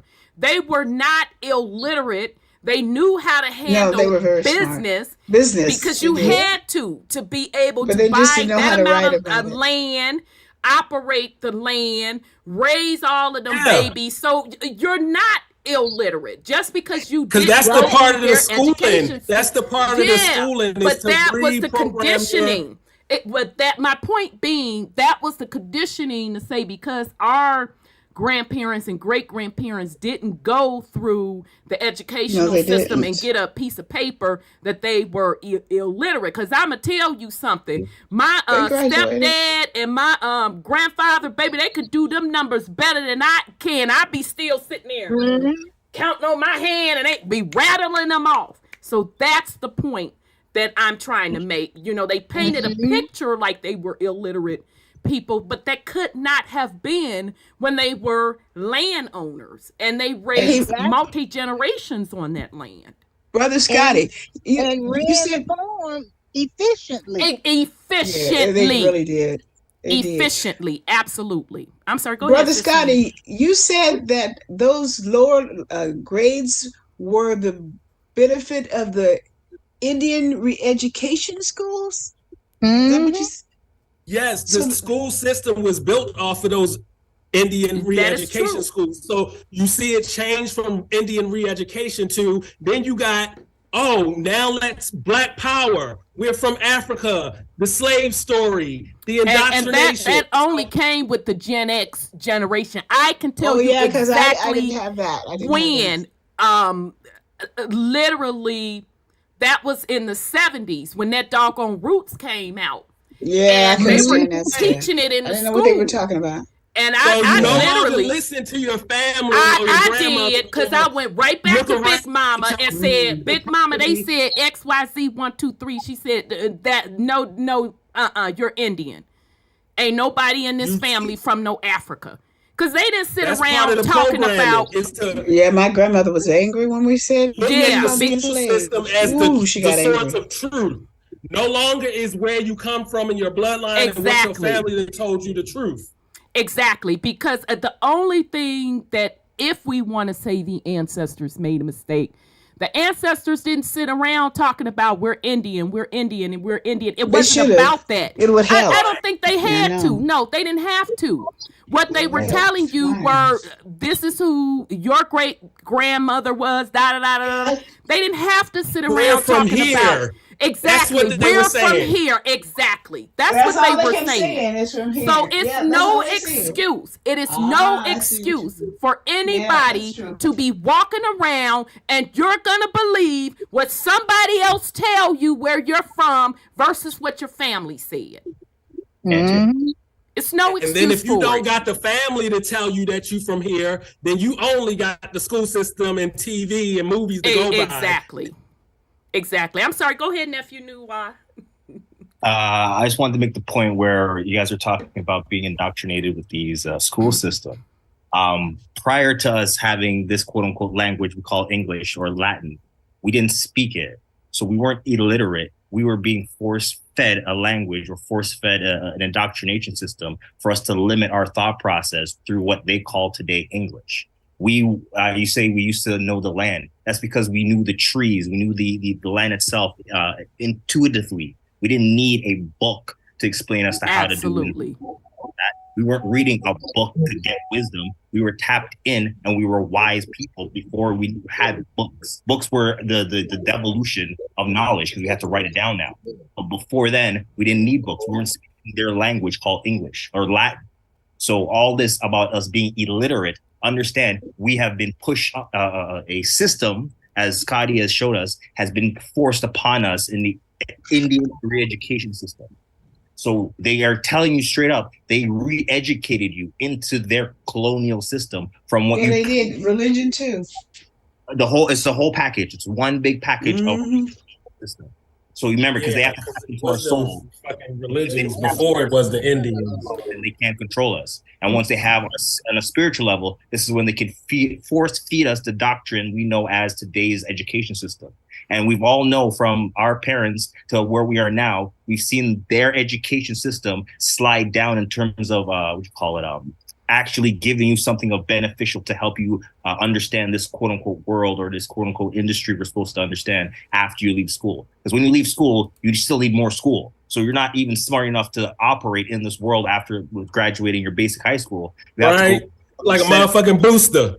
I need a booster, and then I got to go to university, college, and get my doctorate, and get my master's, and get my blah blah blah blah blah. Just before I'm quote unquote accepted in their quote unquote society to be quote unquote recognized as quote unquote someone of pristine, qualified. Yeah, and I'm sorry. Go ahead. Their bullshit system are trying to be a part of and be within their system instead of leaving their bullshit. No, I'm going to go tap back in, as they said, find land and learn from my own hands, from my own experience, what I need to do to make this land prosperous. We don't need a book. We just need to literally tap back in. And I guess it's easy once you get there, huh? So I guess what I want to add to this, I'm just gonna keep it real. It's our fault. Right. Sorry. Yes. Right. It's our fault because we, and not everybody, okay? So if the shoe fits, go on and lace it up. Because once you decide you're going to override what your family tells you, and even if they don't tell you, if you're not making the conscious decision to go ahead and find out who your folks are, that's your fault. So we can't put it on the they, when literally a decision was made. Okay, this is where out of this book, they say I'm from Africa. That's what it is. Out of this book, they are saying in order for my value and my worth is for me to get this degree and not the values that, hopefully you were taught by your family, your parents, and your grandparents. That's our fault. So we have to take ownership and responsibility and keep it real. When we talk about culture, what we're talking about tonight, that's part of it. That's part of culture. We can't put it on what anybody else is doing. What are we doing? Because everything stems from family. So even if you didn't get it, because everybody didn't grow up under the circumstances that, we're bringing up tonight. Let's say you didn't get that and you had a lot of trauma, XYZ, 1, 2, 3. It has to be something within you that wants to make a difference for you and any of your subsequent bloodline that you decide to bring into this realm. We created this disconnect. And it's not like it can't be fixed, because it can. Those things are not gone because we're still here. It's just what we choose to focus on. We have to be honest with ourselves. What do we choose to focus on? It's just the simple things like we were, talking earlier, showing that quote, quote, Southern hospitality. Okay. When you see something wrong, you pulling people aside and you talking to them out of love. Now, whether or not they take it and what they do with it is a different story. But you are taking ownership for you and setting a good example for you and yours, and not participating in degeneracy. We have to be honest with ourselves. Our culture is a reflection of our actions. So, all right, that's all I got to say. Yes, sir. We're not being force-fed anything. They don't care if you drop out of school. We sit up and give our energy to all of that bullshit. Yes. We could be doing what the fuck we need to be doing and not paying none of that shit no attention. Right.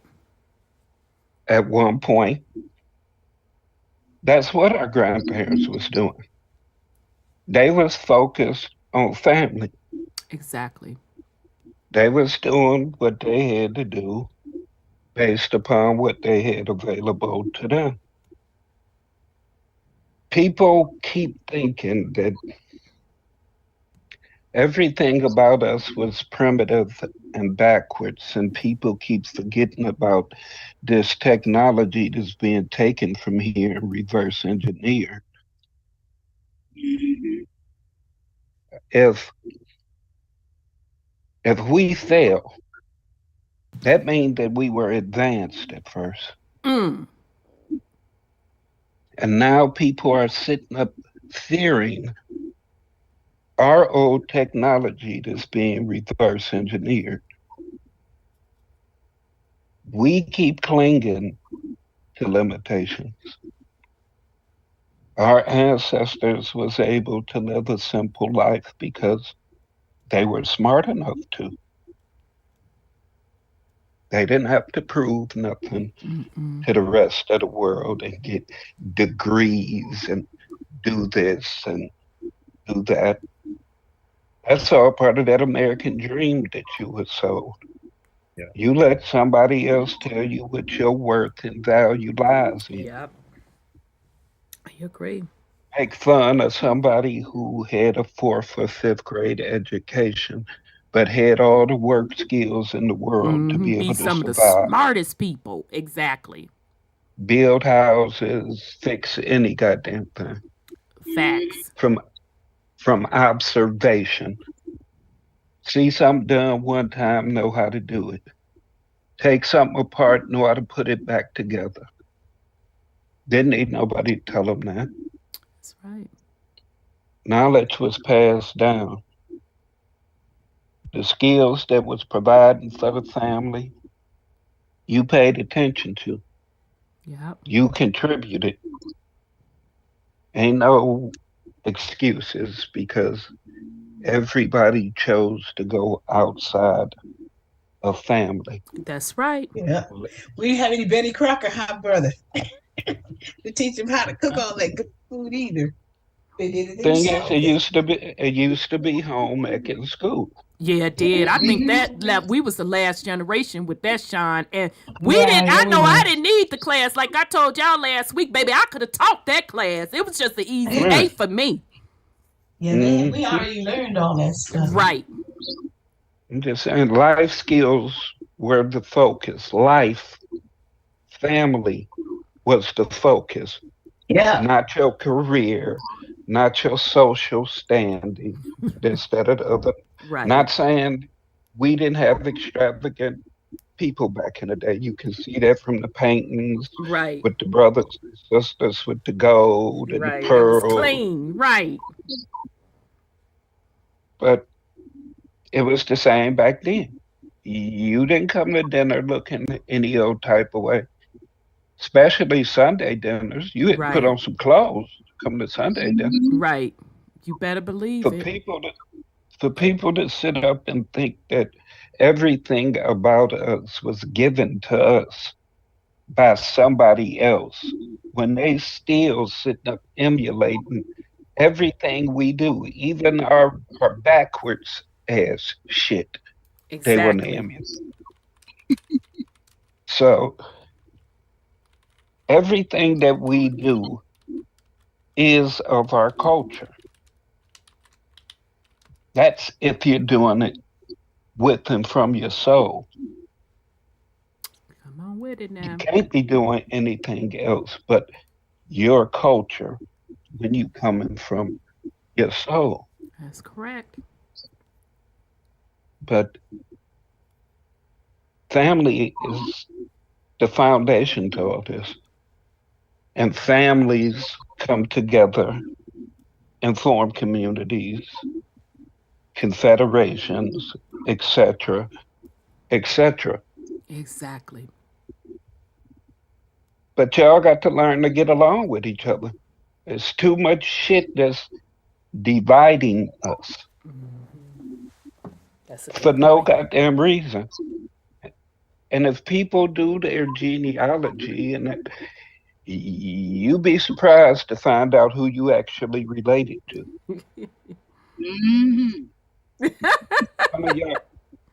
Some of y'all probably jumping up and down on your own relatives and wonder how come you retarded kids. Oh, now see why you even had to go there. But I mean, if it ain't no lies detected, it ain't no lies detected. But look, that's first thing they be throwing up at them hillbillies and the rednecks from the mountains.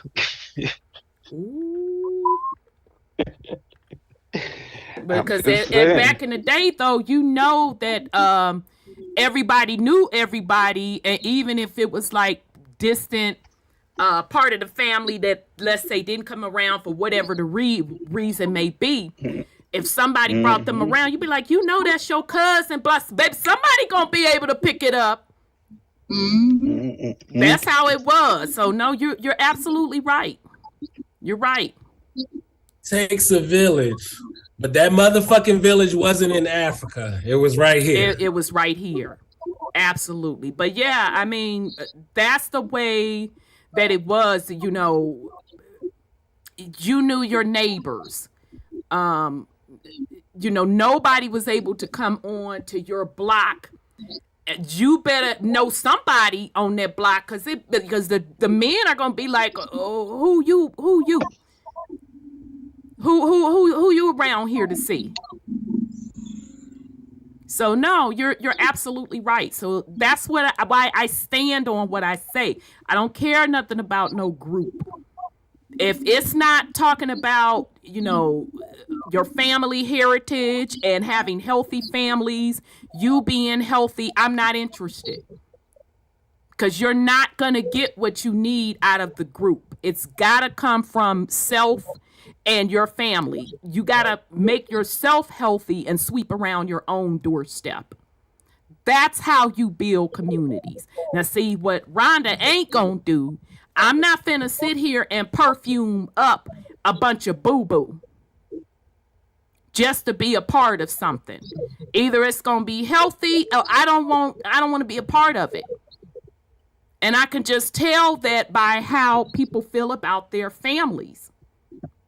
We got a lot of work to do. We got to be honest. We have to look ourselves in the mirror and be real. And I done said this before, Gen X, you know, now we're up to the plate as the elders. Okay? Millennials, depending on how close you are to that Gen X line, you right there with us. But Gen X, we are supposed to be the advisors of the millennials. Yes, sir. The millennials right now, they actually the OGs of the street. Ooh, that's the generation. Ooh, all right, okay, millennials, because y'all be quick to call us old. But baby, you right there with us, damn it. Go ahead, Brother Sean. That's true. It's not that they right there with us. It's just the way that things are going. Because this Z generation, those are their babies. That's true. They taught them all that trap music and all That's that true. bullshit. Right, because it was no baton handoff for some motherfuckers. Motherfuckers just had to. I'm getting older and I gotta get to where they at. And nobody told me how to get to where. Nobody told me how to get nowhere. So I'm trying to get something, and I just ended up next to these niggas. They doing something else completely. Right. But either way, it all got to be figured out. Yeah, it's got to be fixed. Worked out. Everybody got to do their part, though. That's the one thing that people don't want to do. Stop and do their part. We keep telling y'all that family is important, but like any chain, the chain is only as strong as its weakest link. Come on with it now. Even if that family is just you gotta start with just you. That's what people just think like, I don't got a big family, or the family I come from, they ain't shit. Well, you can make your own family. Right. And if it gotta start with just you stand in that. You gotta stand on it.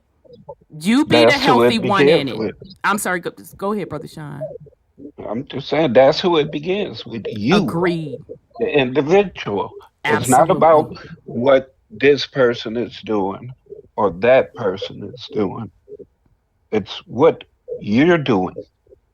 Agreed. That may be part of your contract. That may be what you have to come back here to correct, because in the previous life you done some shady ass shit that fucked everybody else up. So now you got to carry the heavy on this shit because you the one fucked up. If you're not gonna take accountability for what you done did, why are you worried about somebody else taking accountability? Ooh. The motherfucker got the right to be just as ignorant and as lazy as you are. If you coming at somebody with that ignorant, lazy shit and expect somebody else to bend over backwards to make shit easy for you, a motherfucker got the right to treat you with that same type of ignorance and energy. Yep. By simply not simply by not fucking with you. Period. Right. Because energy People match had energy. It right. Absolutely.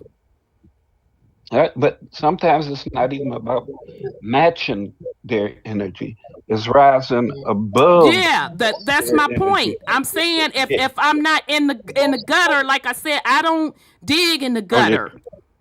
Exactly. So I don't care. Like I didn't say it plenty of times that people don't understand what I say until I have to show them.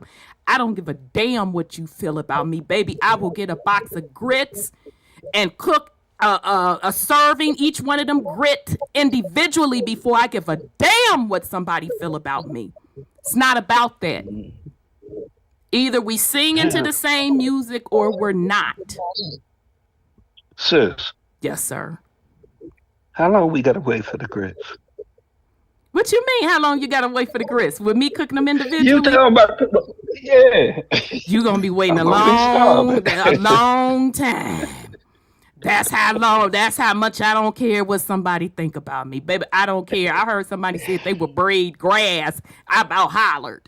I'm like, well, I got allergies, so I ain't finna braid no grass. But I'll sit here and take a tweezer and beep in that boiling water. The ocean. Yeah, that's a good one. I like that. But yeah, you know. And I got something to share with us tonight because although this is still an individual spiritual journey, okay? We're still having this experience through bloodlines and all of that, but you have to own your experience. And who's all with that feedback? Somebody got something in the background. Mute whatever you have. But the point being is, it's up to you. You have to make the decision how you want to move and navigate in this realm. It doesn't matter what Rhonda say. I can get up here every week with this scarf and talk my nonsense. It doesn't matter. What do you want to do? But you would think that people are sick and tired of being sick and tired of doing the same thing, and you're expecting different results and you're not getting it. Okay? We should be a point in our spirituality where just certain things and messed up degenerate behavior and running around in circles where you know what it is when you're running around in them circles. So why are we acting like you're going to get a different result? It's time to grow up. If you say you want different things, if you say you want a healthy family, you know you can go out and do that yourself, right? You know that you can create a healthy family yourself. You know you can go out and make the decision to link up with a healthy partner. You know you have that particular choice. Dysfunction, it's a choice. Leaving a legacy of degeneracy and poverty, it is a choice. It's up to you. So, well, all right. This was a great conversation. Mama Queen, you have any last words for the family? We're going to get into the main topic. I really appreciate y'all having this discussion. I think she dropped off. Okay. All right. So, Son Scotty, you have any last things you want to put on this before we get into the main topic? Because I do have some for y'all.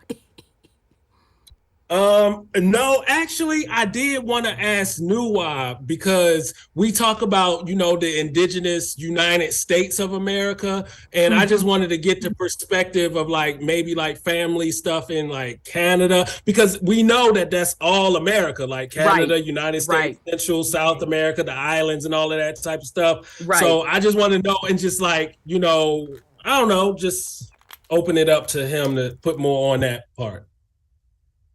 What exactly you want me to touch on? Because the way I see it is that America is from the top of Canada all the way down. Oh wait, hold on, New Wild, because I know you be on a high up, broad scope. We was just talking about our family, how did we grow up, and maybe stuff that was passed down, family reunions, food wise, what it was like getting together during the holidays, what type of food we ate, like that.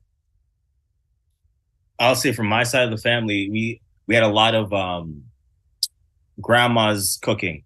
I grew up on my grandma's side from Trinidad. So when you guys were talking about living as a family, we lived on a block called Faizabad, and we were on the hill. My grandmother's house was on the hill, and we had that type of family where everyone knew us on the hill. I couldn't personally go anywhere without having to say hello to everyone that I met upon the hill, because it was that type of family. Even to the point where one day at church, I had a little girl that I liked, and I went home with her after church.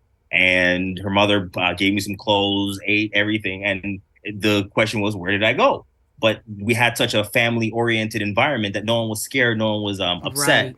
Right. From the sense, he's in a safe place. We'll figure out what happened afterwards. But her mother treated me as if, again, I was her child, and it wasn't a sense of I was lacking anything. Here's your plate of food. Here's some clothes to put on, and we'll figure out how to get you home when it's that time. So a lot of that for me was normal. But when I came to Canada, it went left, because it was more of a you don't talk to certain people. That's not culture differences. So we didn't have much of open houses, as you would call it, open doors. It was only in the countryside. I personally moved to the country for that reason, because I didn't like the stagnation of being in the city. As I said, in Trinidad, I lived in the south of Trinidad. We didn't have locked doors, let's say like that. We knew who was around us, and if someone tried something, there was a machete waiting for them at the end of the day. So can I ask, in Trinidad, was it what was the racial makeup as opposed to when you moved to Canada in the city, and then opposed to when you moved to Canada in the country? So in Trinidad, I mostly saw what we would call, quote unquote, indigenous Black people. We did have a mix up of Indian, but it was just, they have their culture, but on, for example, we celebrated Diwali with them. That's the Indian festival. As in from India. From India, right? Okay, so the drama with us is after the war, we didn't want to fuck with the queen anymore. And the queen was like, all right, she will just bring her slaves, her Indian what do you call them? Indigent work over from East India to work our cane field. Asia, India. Okay. Mm-hmm. Indians. Subjects. Right. She'll bring her subjects over. And that was the strife where we had issues, let's say personal issues, where we didn't want to work. We were why are we going to quote unquote a job for when I can just go to a mango tree, I can just go to that tree. I can the fishermen were going out. We didn't need quote unquote work, but yet still there was that society. There was the normal society side of a 9 to 5. The queen's work still needed to get done. So there was that strife overall where we didn't mingle with, let's say, the East Indians. We just stayed amongst our own little, let's say, the indigenous. I'm a Carib. So we stayed amongst what I call the Carib family members. And we had that type of lifestyle. And again, when we came to Canada, it was a culture shock. I met snow for the first time. And in Trinidad, I was a bright student. Have any issues mingling with individuals. I was, let's say, a regular average student in my class. Moved to Canada, and the culture shock is now I'm stupid. Now I don't know how to speak English, so now I am back in the class. Because they have a social system where you don't really talk much, I am now a person that's disrupted.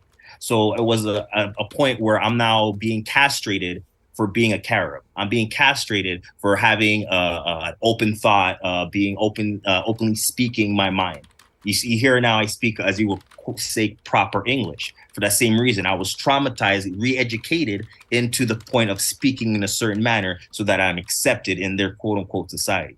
But as you know, when you're among other Caribs, we have our own way of talking, and they don't like that. So the culture shock is there, where you have to become a different person to be accepted in the northern part of Canada, just to fit in society, or you'll be castrated out. Was that kind of where you were? Yes. Yeah, that was very enlightening, because like a lot of people don't think of these islands being like these other races and other nationalities coming in and mixing in. How you have, because like I had a similar thing right in the States. Like I grew up in Baltimore. Like I went to school and I ain't see nothing but black people. I ain't see nothing but I saw maybe white people, 1 or 2 students. Then I moved down south. I'm expecting, the same thing. And then I'm like, oh, it's hella white people. Like, where's these white people came from? And all this type of shit. And you get a perspective when you move around different places in the United States to see the impact of different histories and the migrations, and how it is a whole different level of code switching. You like have these double, triple, quadruple identities based on like, okay, I'm indigenous first, and then I'm moving around here and through all these different realms, basically. Yeah, and that's the thing. You can't really be to be accepted, because remember, we're chasing that dream of we need to be this individual, we need to be that individual. Assimilation. Exactly that. For example, I had long hair, and to get into dreadlocks, and to get into the industry I was told I should get into, I had to cut them off. But when I did that, I literally felt I lost my soul, because now I had to change to become this particular individual, to be accepted by these particular people, to get this particular piece of paper. I'm like, shit. But you know what? I'm Spirit put me in this position for the journey. It's about the journey. Yeah. So my hair back. Let's see what's on the other side of that friggin' wall they're telling me I can't reach. Oh, I'm not good enough. I'm not black enough, blah, blah, blah, blah, blah. And let me reach it. I come to find out it's all fake. It's all a facade. Mm-hmm. And they're on me because I'm smarter than them. They know that. I'm better than them. They can feel that. And their entire position is I need to be put in a mindset where I need them. I'm lesser than them. For whatever reason, I can't do without them. So once I kind of grow through that stage, I became a contractor and started working on my own. And I realized the things that they're hiding in terms of finance, in terms of information. I could have been in a lot easier, but I didn't have to go through their their initiation. But that's what they wanted me. They wanted me to initiate me into a mindset that I would still need them to operate. And that's where I broke cycle, and I was basically castrated out of that part of that industry, and I basically have to fend on my own because I don't quote unquote fit in to that box they want me to fit into, and I'm no longer trying to do it anymore because I'm wasting the time that I was supposed to be working on myself. If I didn't do if I didn't bend to their requests, if I didn't give them consent to the image that they wanted me to be in, I would have been stronger, but I didn't have confidence in myself to be that individual. And that's what I'm at now. I'm like, I don't care what my exterior presence looks like. You're either going to accept me for who I am as an individual or treat me with unconditional love, or I don't care. And that's why I'm resonating with people now, where it's not necessarily your skin color, it's your vibe. Right. Because again, West Indies, the Lower Antilles, we blended with everybody. We didn't, even though the Queen brought her subjects, we still had to mingle with them. We still, we have a certain culture now, Trinbagoan culture, where we're ingrained with each other. We see ourselves as brother and sister, even though we have that history, because the Caribs have that type of love that as long as you show that love, you will reciprocate it back. But again, we can tell a fake individual from a non-fake individual. And when you are working in, let's say, corporate environments, that nature doesn't really work well. Because again, you can't call out their fakeness because then their facade doesn't work. And then, yeah. Okay. And then why is it though? Because I be looking at like cities in like Canada, like Toronto, like London, or like New York. Why do a lot of people from the islands, Caribbean, West Indies, immigrate to Canada and That's like a good London question. and New York? Why is that their spots of choice? From my mother's perspective, she was told that the better life would be for her to come to Canada. She actually left us in Trinidad and came up here to get herself established so that she can do whatever the immigration is necessary to bring us up. Canada basically gave the Caribbean people a free pass, basically passport, and the whole promise of a better life, essentially, to come to quote unquote, as you call the big cities, New York, Canada, all those big Montreal, all those big cities. They wanted, how I'm seeing it now is what they're doing to the Syrian people. They needed a body force, a workforce, right? Just like they're doing to the illegals now. They're giving them everything like that. A body the illegals coming up. Yeah. So brought us at the first time. Like, remember, we quote unquote are told that the North Americas have a better life. Canada has a better life than the Caribbeans because you guys have let's say technology, but the lifestyle, like to have to literally get up and have to pay for your living is something that really was foreign to us back in Trinidad. Because again, my grandmother grew chickens, all the necessary. We didn't have to go to the supermarket. She only went to the market, certain things that she was missing for the rest of. Yeah. But it was, I have to go to a weekly grocery store to get my weekly groceries. I didn't know that until we came to Canada. Yep. Interesting.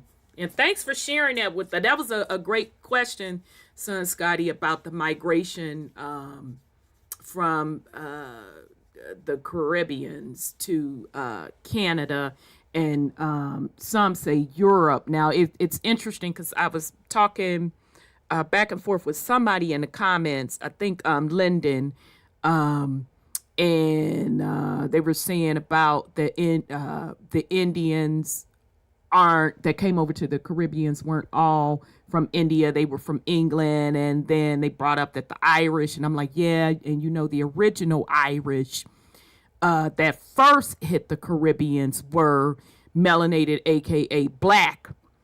The only way they would. I'm sorry. Go ahead. Go ahead, nephew. Saying we know that our the people that we call the Europeans were black. The people that we call Spanish were black. And it's so clear now because that's the only way you'll really blend into the culture. Because to be just a stock white individual. Yeah, it makes sense, doesn't it?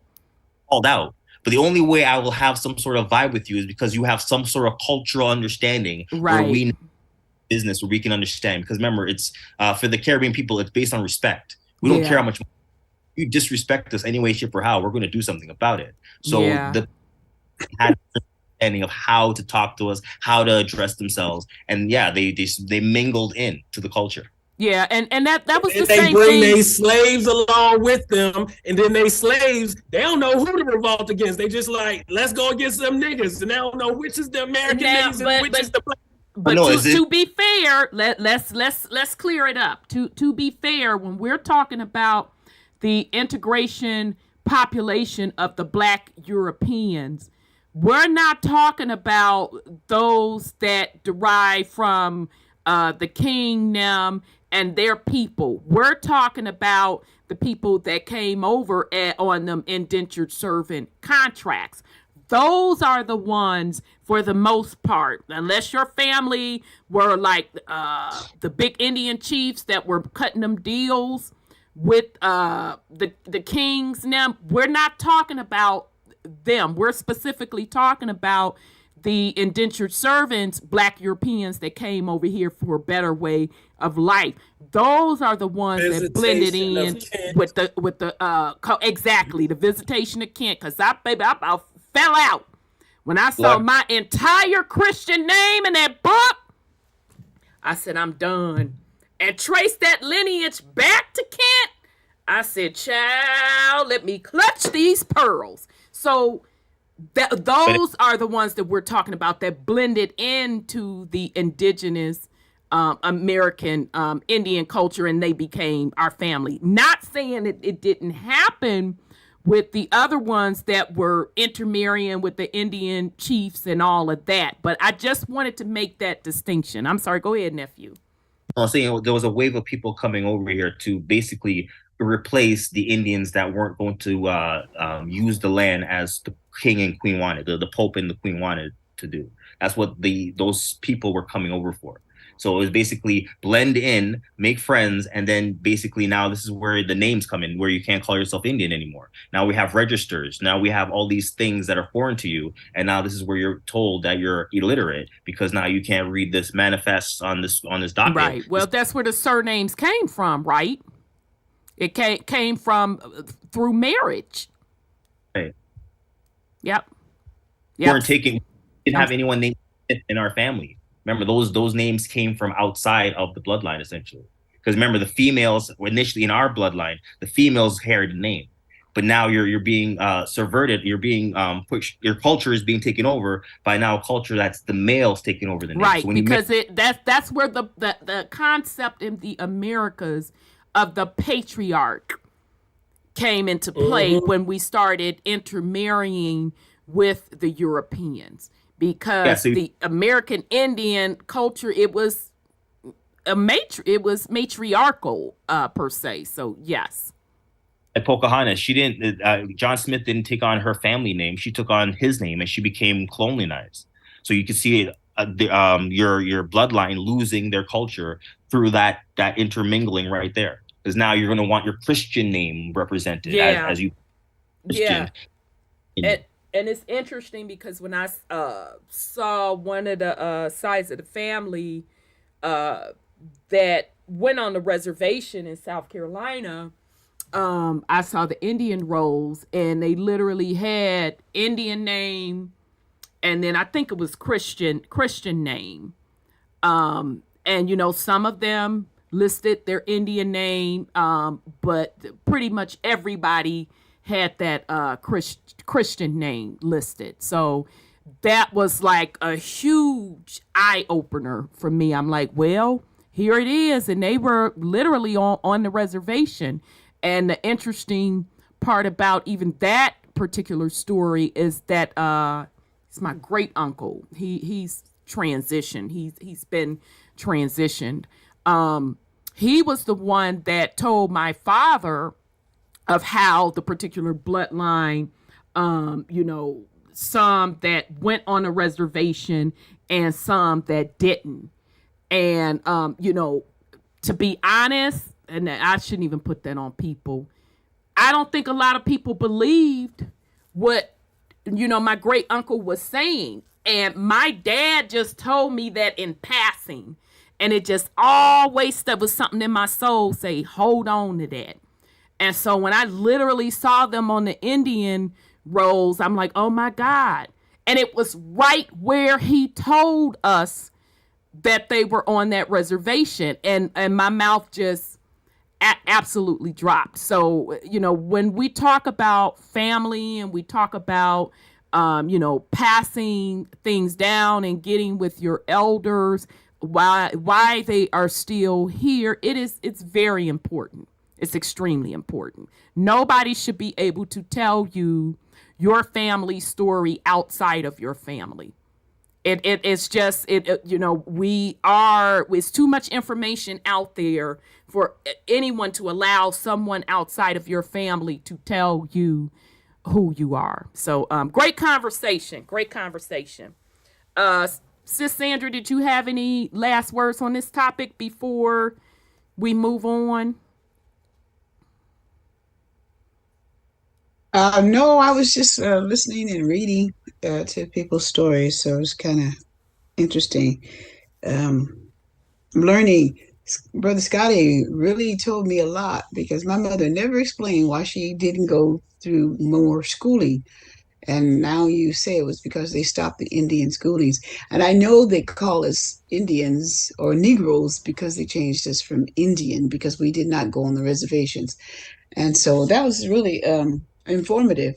I just appreciate everybody's stories. Nice. Brother Sean, you have any last words on this topic? And great topic, by the way, Brother Sean. Thanks for bringing it up. Yeah, you're living who you are. You're being who you are. But you're listening to all the wrong shit. you keep trying to be something that you're not. But every day, your natural self come out at some point, and you suppress it. That includes your higher self. But I feel as though y'all gonna get there because more and more are beginning to realize that family is key to everything. It don't have to be every member in the family right now. All it takes is one or two of y'all to break that generational curse. Somebody got to do it. And if you here listening to us, fortunately or unfortunately, right, okay. that's you.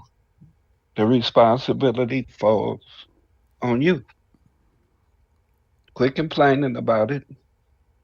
You a God, you the source energy, all that good shit, remember? So stop complaining. Do what you came here to do. Lose the titles though too. Because in all of this, as far as for everything I remember, being told, yeah, I was told we were Indian.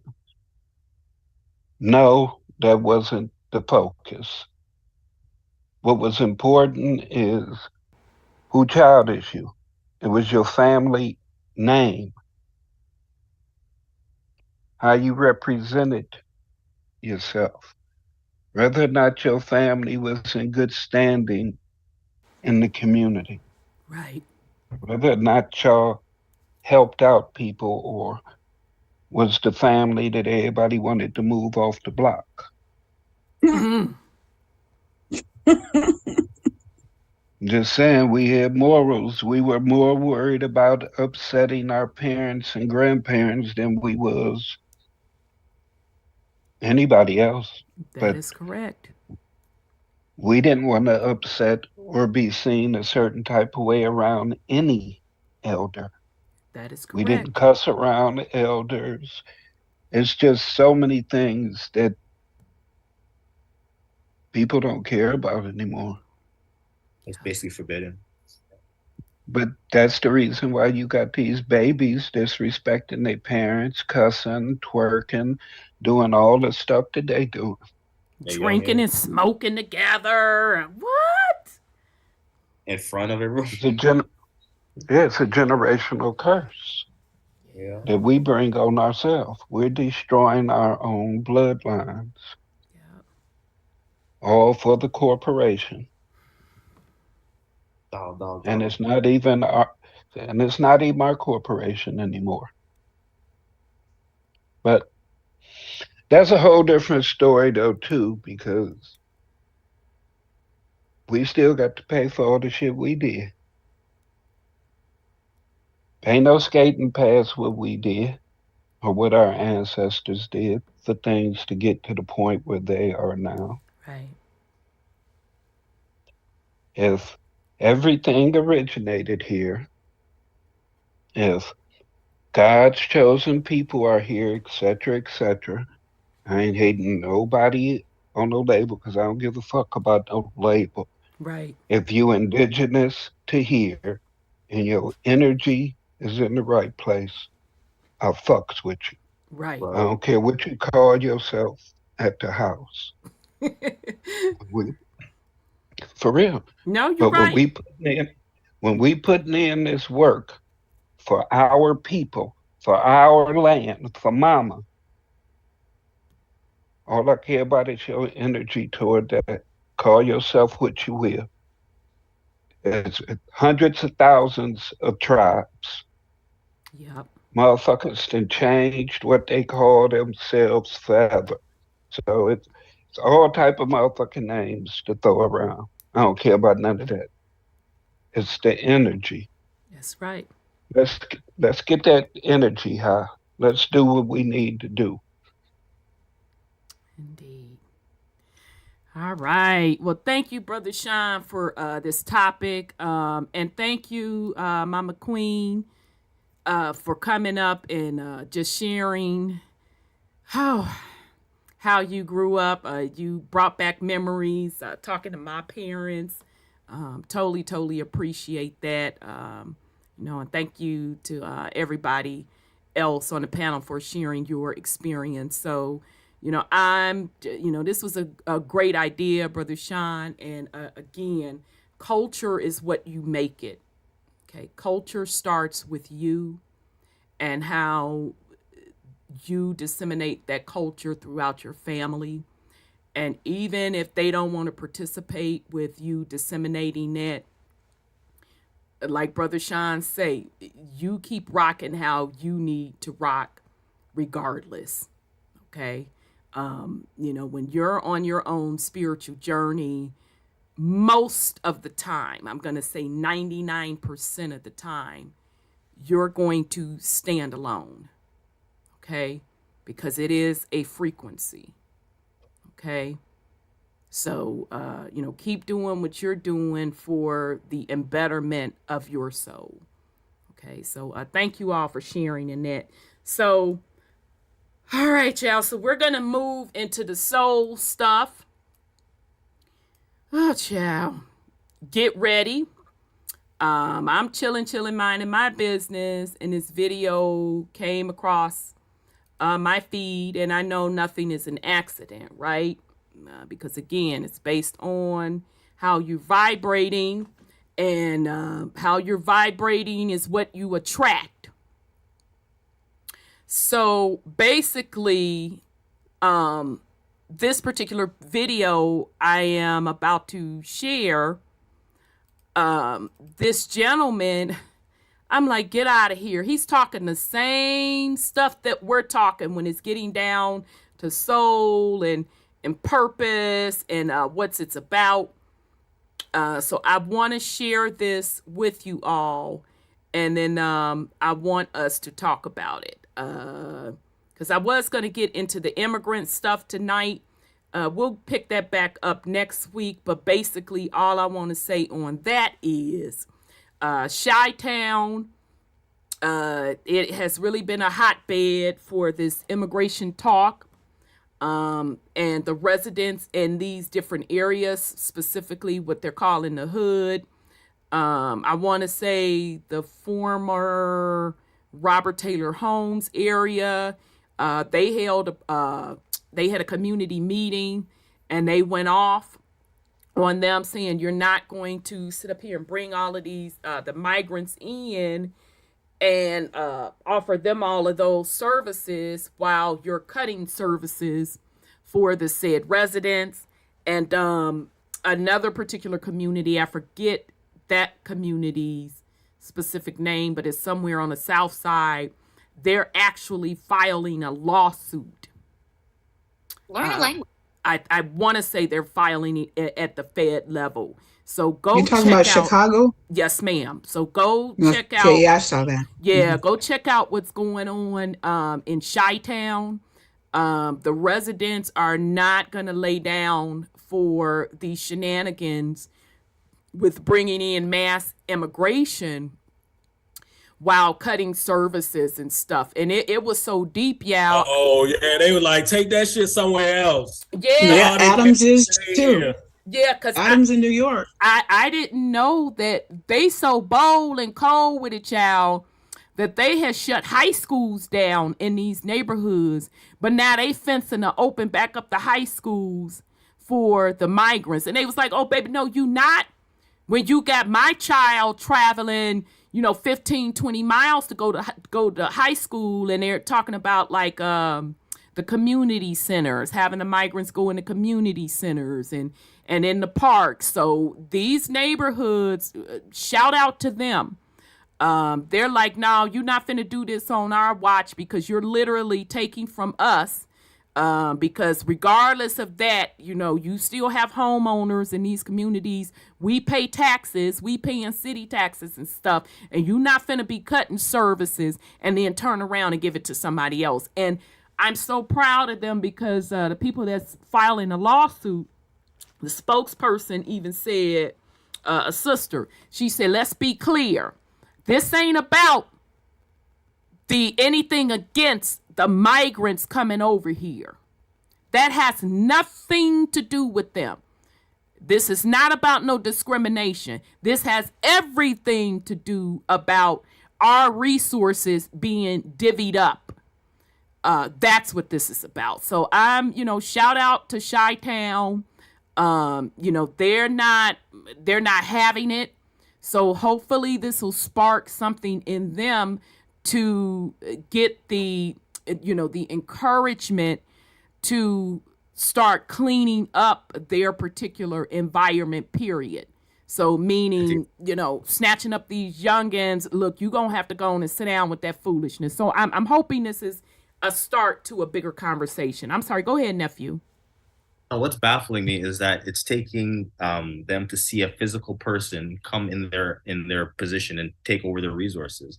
But then when you hear that your president is sending billions of dollars of your resources to somebody else, there's no outcry. There's no, maybe some of those resources will be better used to house these immigrants. you know that saying though, nephew, it doesn't connect with people until it's in their back door.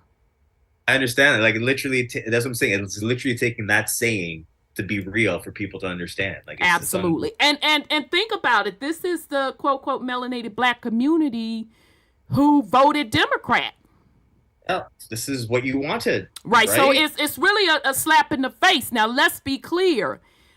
I'm not pro either way, but I am proud of them for seeing this some straight bull crap. And they even called the new mayor of Chicago. I don't know his name. He's a melanated man. They call him, you're going against why we put you in office, blah, blah, blah. So me, the conspiracy theorist in me, I'm like, but don't y'all see the play?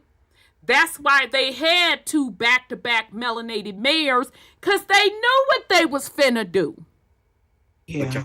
But they're sanctuary cities. It has to go through the city council and all that kind of stuff, I think, for them people to vote for that. And I will come through, baby, and clean all of them out. Yeah, well, so they have to put some. But in the Chi-Town people's defense, they get it loud and clear now. I heard it. I said, all right now. And the lady from another talk show, your friend that came on, she said, our people need to wake up about that kind of stuff because they're putting us last. Middle class is going to go down because they're going to have other folks move in and take their jobs. They're taking their cities. They're taking their schools. They're taking their churches. They even move them people in police stations. Yeah, they talked about that, and I was kind of looking at the comments as I was, and I'll play part of that press conference next week. But I was looking at the comments, and people were like, "This is disgraceful. Y'all don't even open up the police stations when it's freezing cold out for the homeless people." I'm sorry. Go ahead. Ain't you heard about them cops that got in trouble? What about them now? Sleeping with them illegals. Well, what else is new? I know. I'm just saying that's why they're in the police station, so that the cops have access. I see your play. Oh, what happened if we just had a little encounter? Well, you're already here. Nonetheless, shout out to the people in the Chi that's putting the dots together, and they're like, we're not having it. So I'm wishing that the New York mayor. Mm-hmm. The New York mayor is supposedly going down to Mexico to have a talk with the Mexican. You know what, baby? And I'm not even from New York. But he could sit on in his spin because he sat there and took that money and said they're a sanctuary city. And so now everybody is in his shit too. So I don't give a damn who he going to talk to. None of that. Purred. And on top of that, now Biden is about to start building sections of the border wall. Yeah, I saw that right before we jumped on the air up there talking about some. Well, you know, it was already paid for. I was like, blink, blink, blink, blink. Use a damn lie. People getting in your shit and they not having it. Now all of a sudden you want to build a wall. Now the gig is up. The gig is up with all of this. You're right. They're acing they were trying to sell off the motherfucking shit. Nobody want to buy that shit, so they like, damn, we either gotta like. So I guess we gotta keep building because we can't just leave this shit here. But nobody want to buy. That's all part of the game plan. You got to realize every promise Biden did made, he ain't kept. Then when it come time to midterms or come close to elections, then he bring up those issues that motherfuckers been talking about. Yeah, like the student loan thing. Baby, he could sit on it and spend. You understand me? Shit. It's getting close to elections, so now he want to say. Shit. So now he want to say he building a border wall that Trump already paid for to have built. This, that, or the other. So it's not like he doing nothing. Anything that he does that's supposed to be quote unquote positive is executive orders of Trump's that he left in place, that he didn't bother. So that'd be stuff to fall back on. You know, just to show y'all, look, I am doing something to try and help people. And I don't think no fucks are given. The gig is up. Exactly. You That's showed your geriatric ass. It's up. Bruh. It's up. So I hope that this is a spark to the population as a whole to see what the game is. Because that's huge for melanated people to say, you know what? No, you's a damn lie. Not today. Not today, that raggedy lady on that news conference. Not today. They not having it. So hopefully this is the spark for them to have that same energy to clean up their own neighborhoods. But I'll get into those videos next week. But I did want to put that out there to the fam so you all can start just following it because it's definitely gaining traction. And I think Chi-Town is going to be the leader to start lighting a fire under their ass and telling them we're not taking it. But the bigger thing, not gonna take it. Right? The bigger thing want y'all to realize. Hold on a second, sis. The bigger part I want y'all to see is that this is reset all over. This is definitely no doubt about it. They are trying to bring in a reset population on down to them dismantling the projects. Make no mistake about it. All of this was is reset related. So even those people sitting in those particular seats of power at the different city levels, they already knew they was gonna get these migrants. Don't think that they didn't know. They already knew. Gonna be a few. No. Trust me, they knew. They knew. I know. And what they were looking at was the associated quote money they were gonna get. They already knew. Okay, so this should be a huge wake-up call to the actual system. I'm sorry, go ahead, sis. They're going to get 11,000 more. It's going to be about 10 million before this year is out that he's letting into the country. Yeah, now, now you can't even give the regular quote citizens jobs. Baby, if you don't get out my face with that foolery, you better. Exactly. And there was a lot of people, they were almost rioting in New York.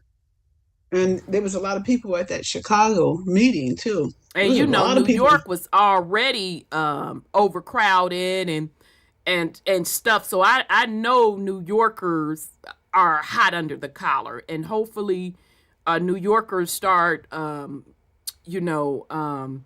together to put something in place to file lawsuits against the city and at the Fed level, because this is unacceptable. As high as rent and stuff is in New York, and you means to tell me that you giving vouchers and stuff for folks to have places to live, but yet y'all want to sit on the other side of your mouth and talk down on Section 8 and all of that? No, that's what we not finna do.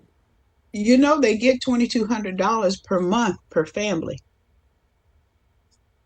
Don't nobody out there care. Government welfare babies left and right. But when don't it comes to nobody care. I ain't got it on me. I ain't got it on me. They don't care.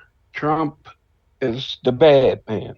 Trump is being civilly charged, so New York don't care nothing about nothing but Trump being prosecuted. Well, that's why all that shit is happening. Yeah, they gonna get what they get. They gonna get what they get. Focused on the wrong thing. Focused. Just like our people focused on all the wrong shit. Why they got all this bullshit going on? We need to be taking care of business. Agreed. They done ousted the House Speaker, and then they decided that they going on break for a week, so ain't no bills or nothing being passed. Ain't that damn one of them motherfuckers doing damn bit of work, and people sitting up worried about what they doing. They ain't doing shit. They sitting at home chilling. They relax and they enjoying themselves before they come back and continue with their fuckery that everybody supports. Stalling, I call that. All you have to do is just stop fucking with them. Right. All we got to do is motherfucking stop, but nobody wants to stop. They have no authority. Agreed. And for these constitutionalists and to these patriots with all they pow-pows and all this stuff, all the ammunition, this, that, or the other, why y'all letting y'all employees run amok? Ain't y'all the ones always hollering about the Constitution, and y'all the ones to get to cuss the police and stuff out and tell them, you supposed to be working for me, you're a public servant, this, that, or the other. Well, okay, make your servants do something. I mean, y'all allegedly and supposedly got all this practice in slavery. What, you didn't forgot how to crack a whip now, motherfucker? Get your public servants together. Make them take care the people's business. Oh no, but you can't do that. You too busy on social media arguing and debating and just talking shit on social media. Right. That seemed to be universal, but yet and still people who claim that we indigenous people or quote unquote black people is the only angry motherfuckers on the internet. That's the only place we can talk our shit is on the internet and this, that, or the other. But there's a whole worldwide conspiracy and social media conspiracy about our indigenousness. Yeah, true. Yeah. Why are y'all so afraid of us being who we are? Right. I mean, the shit is over. It is. It is. Reset. Yep. Y'all version of the reset ain't gonna happen. Agreed. The reset that we talking about is us being reset to our God consciousness. Right. Harmony and understanding. Let me stop that before they restrict the damn video. Something about that song. They totally restrict the video. And the only reason somebody got to be afraid for another person to reach their full potential is if that person that's saying that is a motherfucking leech, a parasite. They is living off of you not knowing your full potential, because not even at your full potential, they can live off of you. You get that? Yeah, that's how powerful you are. Damn, let me give you the bomb on that, because that's a hell of a statement right there. That's a hell of a statement. Because they need They that. know Once your you full do that, potential. then you be like, damn, let me fucking get this tick up off me. Right. Let me get this tapeworm off my gut. Like, what the fuck is this? Right. It's very powerful. But they know. Yeah. Everybody know. Yeah. Every government on the planet knows who the fuck we are. Right. Everybody. And motherfuckers still want to kiss everybody else's ass. Right. Include everybody else and shit. Look at these people like they're one of us, and they're not. Right. Yeah. Did you hear that? I'm just still waiting for somebody to explain to me the whole term of indigenous and where everybody else came from. Yes. Because I mean, they just throw that word around too much. Yeah. And even if they say that we're from Africa, don't that still make us indigenous to the planet? Yeah. They still have no indigenous story. Yeah, like they have no stories about springing from the land. Nothing. Mm-mm. They got to have this mysterious sky daddy. Mm-hmm. I was just talking exciting. about this in relation to when we talk about time and the beginning of time and how they change the timelines. Like, you know, the year zero, they brought that motherfucker in, Jesus and all that type shit. Like,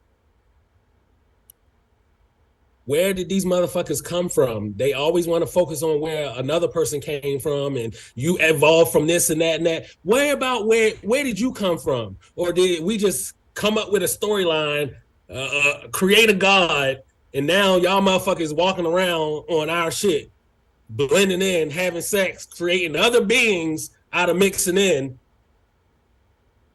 Mm-hmm. Did you hear? One more thing. You know, like how they say that it's 800,000 coming up missing every year? Mm-hmm. Yeah, babies. Where are the parents? Where's a parent?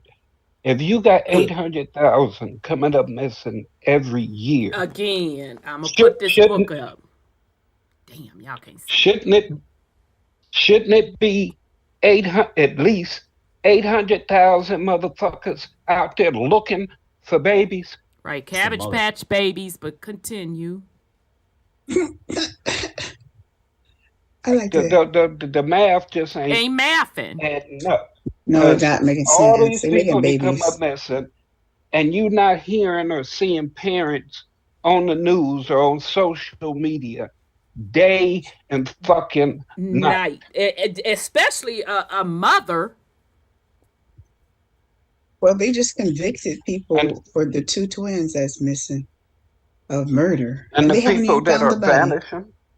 Yeah, they haven't found the body or people nothing. vanish. Now, I'm talking about the school bus full of children that vanish, people vanishing out hospitals. Yes. Right. Oh, wow. Right. And that reminds me, taking it back to them Indian schools in Canada, wasn't it a lot of fucking them in the Catholics, a lot of fucking orphan schools, and they found like about a lot of bones in the ground and type shit? It's the queen's. She's being held accountable. No, we have to. Canada apologized publicly for that because they weren't indigenous, right? Yeah. Apologies. See, they always do this symbolic shit. Apologies. Let's make Juneteenth a holiday, but they never do any real shit to rectify what they did. They just do some symbolic shit, and we be just like, cool, okay, an apology. How the fuck did all these kid bones get in the ground underneath this fucking church? Orphan. What do we actually expect them to do if that's the way that they survive? Exactly. A lion that's true. A lion ain't never gonna apologize for killing a buffalo. Exactly. And I, to be honest, I kind of want us to change direction. So, sis, I know you've been trying to get in there. I'll let you say what you need to say because. I was going to say in Australia, the UN is down there trying to separate the indigenous lands away from the people that are on those lands, the humans. They call them humans. And that was really interesting. They called them that. And so they're separating them away from the indigenous lands. Now, I don't trust the UN and what their things are, except for to take the land and use it for themselves. But they're a coven. Huh? No, I just said a coven. Yeah, a coven. Yeah, and they're gonna next after they do Australia, they're supposed to come here. But they had this lady on who calls herself Indigenous. The only thing that I could see about her that would even remotely say she was an Indigenous was nothing. Nothing. She had. So may I ask a question? Yeah, sure. What's different that happened in Australia before? How do you think Australia became Australia? I'm just trying to figure out what's different. They had nothing. They had their prisoners sent to Australia, the ones from England and stuff. Right. And then they went in there and took over the indigenous people and tried to breed them out. Right. So I'm gonna ask again. So what's different? Nothing. Okay. So it's colonized. All I'm trying to say, because we can go back and forth around the corner, up the block, up the street. What I am asking you all to do is put on your critical thinking hat and see the patterns. Yep. Nothing that you all said is anything that we haven't seen before. No. Especially now that we know what we know. And shout out to the other communities for helping put that information together so we can put these pieces together. Yeah, that's really wonderful. What I am trying to get us to be mindful of in this 3D paradigm, need you to pay attention to patterns. Yeah, it's a pattern. And when you see these patterns, I need you to connect why the patterns are happening. Okay? Because patterns are tied to cycles. Cycles mean something. Okay? It's much more than this physical 3D construct. Okay? These things are happening in patterns / cycles for a purpose. Okay? So this is a great segue to go into what I'm going to go into. And I know I be a killjoy on some of it. I know. That's okay. I'm doing this for a purpose because I always want us to really be real and focus on what it's really about, okay? So this particular video, before I do that, it's going to come up on the screen as well. This is from a YouTube channel called Love Covered Life Podcast. So let me bring this back up, because when I saw this information come across my feed, I'm like, woo, wait a minute. Okay, now he's talking our language. Okay, so here we go. Let me start this video. Okay, so bear with me. I'm about to shut up. Okay, so before I started, I just wanted y'all to see but we all have our individuality. When people think when they fully cross over, they merge and they become like a collective mind, not necessarily, no.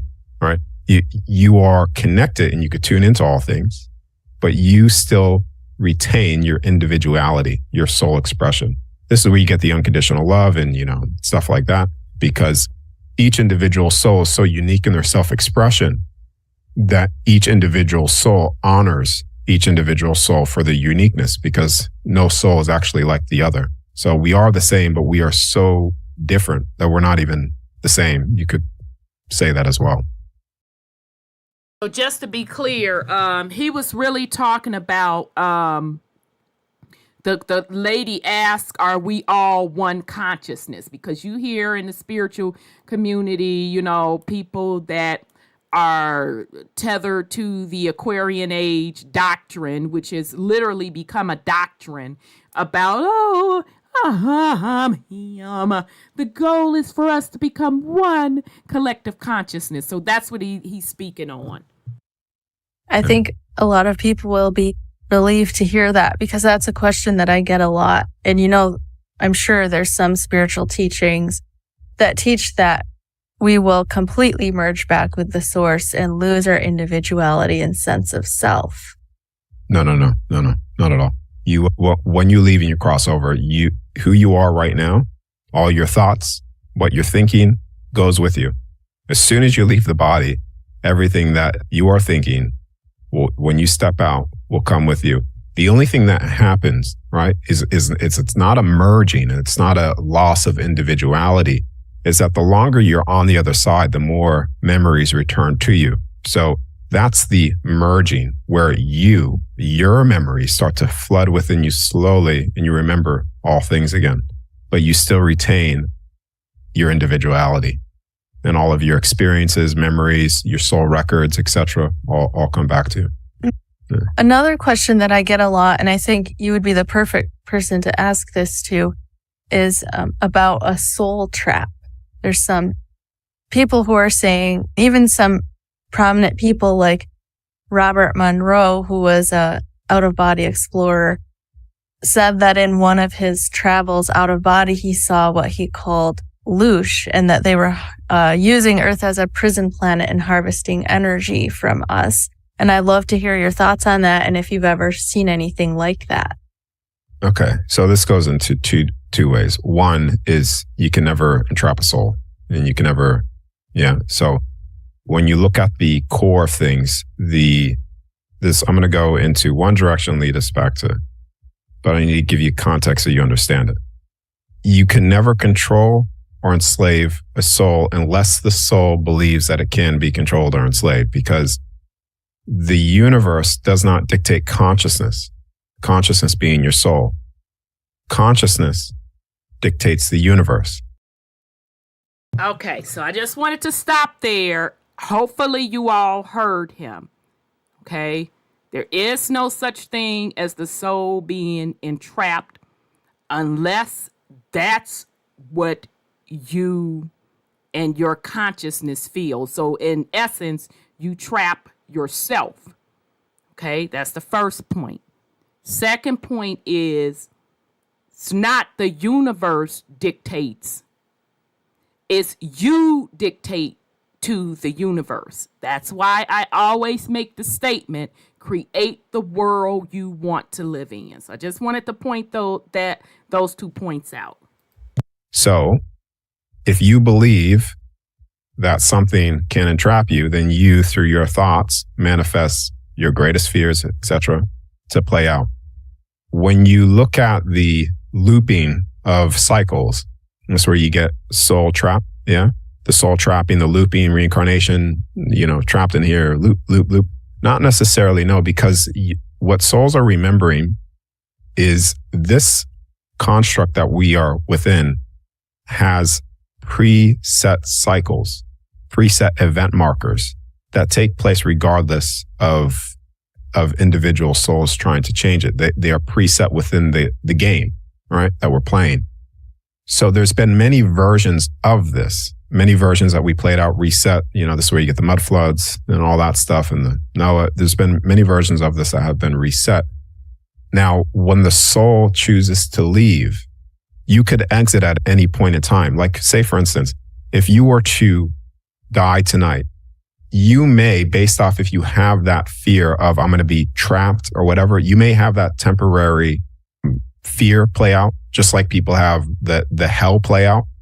But there will come a point where, you say, I've had enough, and then you cross over and then you're done, right? Because you can never truly entrap a soul unless you believe it to, and then you create that temporary experience until you break free from it. But yeah, based off what I've seen and what I've accessed, is what people are referring to as the looping, the reincarnation, the cycle, is just basically the cycles of the many versions of this that has been played, many games and versions that have been played of this earthly construct, the realms, etc. Fascinating. Yeah. The soul trap is a bit of, I mean, you're going to get people that rave about it and believe it. And then that leads them into the victim mentality. And then it's a spiral of disempowerment, really, because when the soul chooses to stand, truly, nothing could stop it. You can never truly be trapped unless you believe it too, because you will that belief into creation, and therefore you have that temporary experience. Thank you for explaining that. So you've mentioned that you had an experience when you were taken out of the construct completely when you were 16. Is that something that you're comfortable sharing about? Yeah, so I mean, I've shared, when I was 16, I've shared a lot of basically it already, you know, with the constructs and stuff. Yeah, because it's that basically, she showed me everything that I've basically explained already with the constructs, the realms, dimensional spaces. Just when she was showing me this stuff at the time, I remember taking me back to the void. One of the things, like the many different constructs, I was in the black space in the void, and she was showing me like there's like millions of different bubbles, which were all the different constructs. Wow. And I didn't know what I was seeing at the time. I just knew that I could tune into every single one of those and access all the dimensional spaces, rooms, etc., all at the same time. It felt like my soul was going to explode because all that information just goes within you. So she showed me that. She showed me time, right? How time works. She showed me back 16 that how they view time is like, I've been shown time three times. But when I was 16, she showed me at it was like thin layers of crystal glass, and you could put your hand on it, fast forward it, you know, because all things are happening. And you could see things, potential future events, things that have already happened, and they're stored in the records of all things. But yeah, she showed me time as well, thoughts, pretty much everything that I've covered already. So, do you remember what any of the future events were? One of them that she showed me, which made my soul wanted to come back, because there's definitely a difference, because when you're over there, more of yourself, you remember things again. Slow, it's not all at once, but slowly it comes in, you know? And she showed me that this realm the construct comes to completion. This is the final version. Like I said, the games, like, you know, version 1, version 2, version 3. Well, this is the last version of the earthly realm experience, is what she was showing me. So there will be it's the last chapter of this book. And she was showing me the completion of this, which was showing to me in a big celebration. And that was basically it. And when she showed me that, my soul wanted to come back. I had the urge to, because there is your eternal aspect of yourself. So you always return back there. Each soul goes back home. And when she showed me the completion of this, it was like, okay, well, because this is never going to repeat again and never going to happen again, my soul desires to experience the unexperienced, because it adds to you in a way that I can't fully comprehend now. Like it's almost like it adds to your soul by 1,000, even though that's it's a random number, but it adds to you a lot when you do crossover again to experience something that will never happen again. Because all the memories, all of the experiences are all stored within the records, the universal records on the other side. So it's different from a soul on the other side when it comes to its completion, could view all the experiences, but it's like reading a book versus experiencing it. But when you're here, you experience it, you get something different from just reading the book, you know, and viewing it. That's what a lot of people are saying, whether near-death experiencers or whoever, just that what we're going through right now is so unique, and souls just want to be here for that experience or for whatever they gain, whatever type of expansion they gain from it. Yeah, absolutely. I mean, some souls are choosing to leave, and that's fine as well. I mean, I was showing that when I was in the halls of Amenti, which is actually here, it's the middle pyramid, and that's how you access it. And also contains the records of the most recent reset within this realm.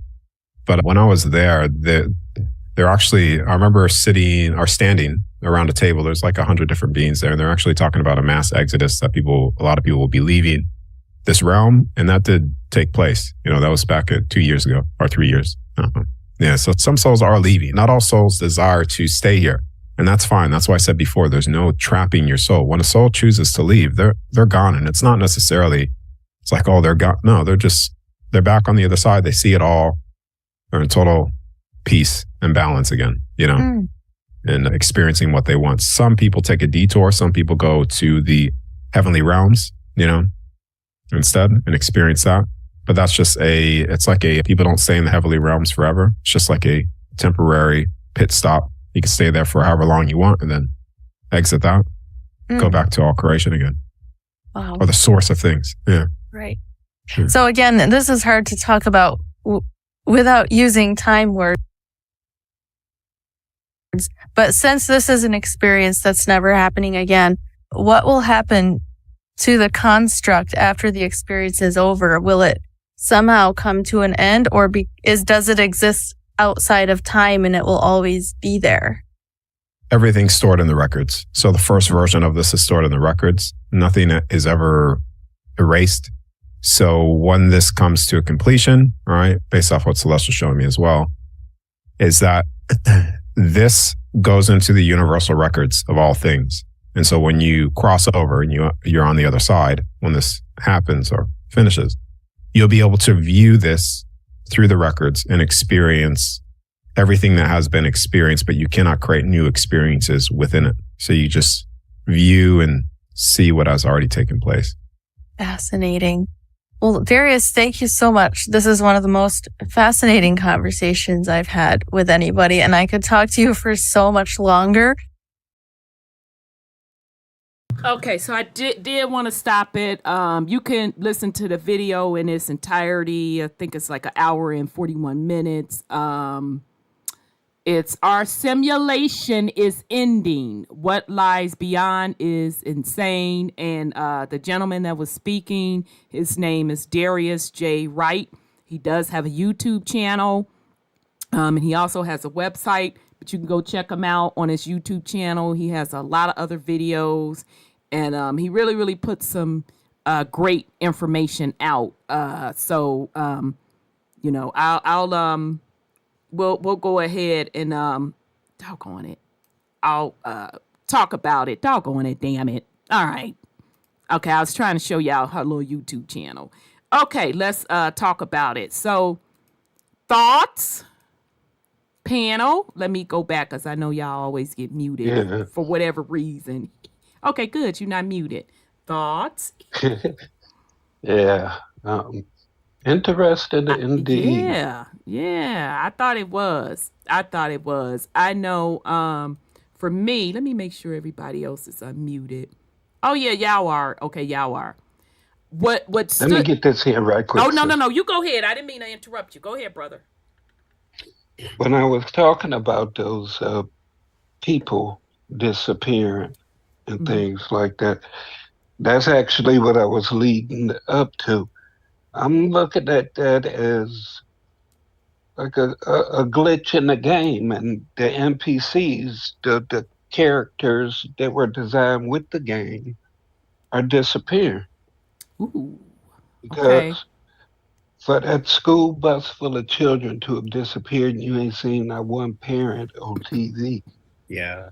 Who's to say that they were actually real pure people? Pure souls, yeah. Right, because in games, depending upon the type of game, if it's some type of game where you got to go rescue people, this, that, or the other, they already imprisoned.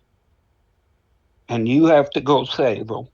None of them interact with you. Right. 9 times out of 10, when you go release them, they just go run off and disappear.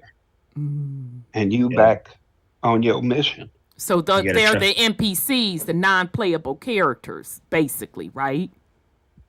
Yeah, if the game is resetting itself, if it's a reset and everything got to go, then they got to go too. Right. But I don't know, it's just a thought. Yeah. Considering it's the end of the hologram is over. Exactly. And that's, I guess, all that stood out for me, because we've been talking about it for quite some time, and I specifically tied this matrix ending to what they're calling a Mayan calendar, which I said is a Mayan clock, that's what the ancestors was showing us, that this simulation, that's exactly what the ancestors was showing us, that the simulation is ending.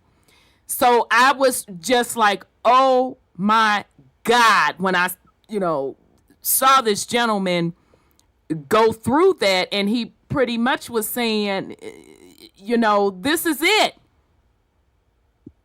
It ain't no more resetting this, that, and the third.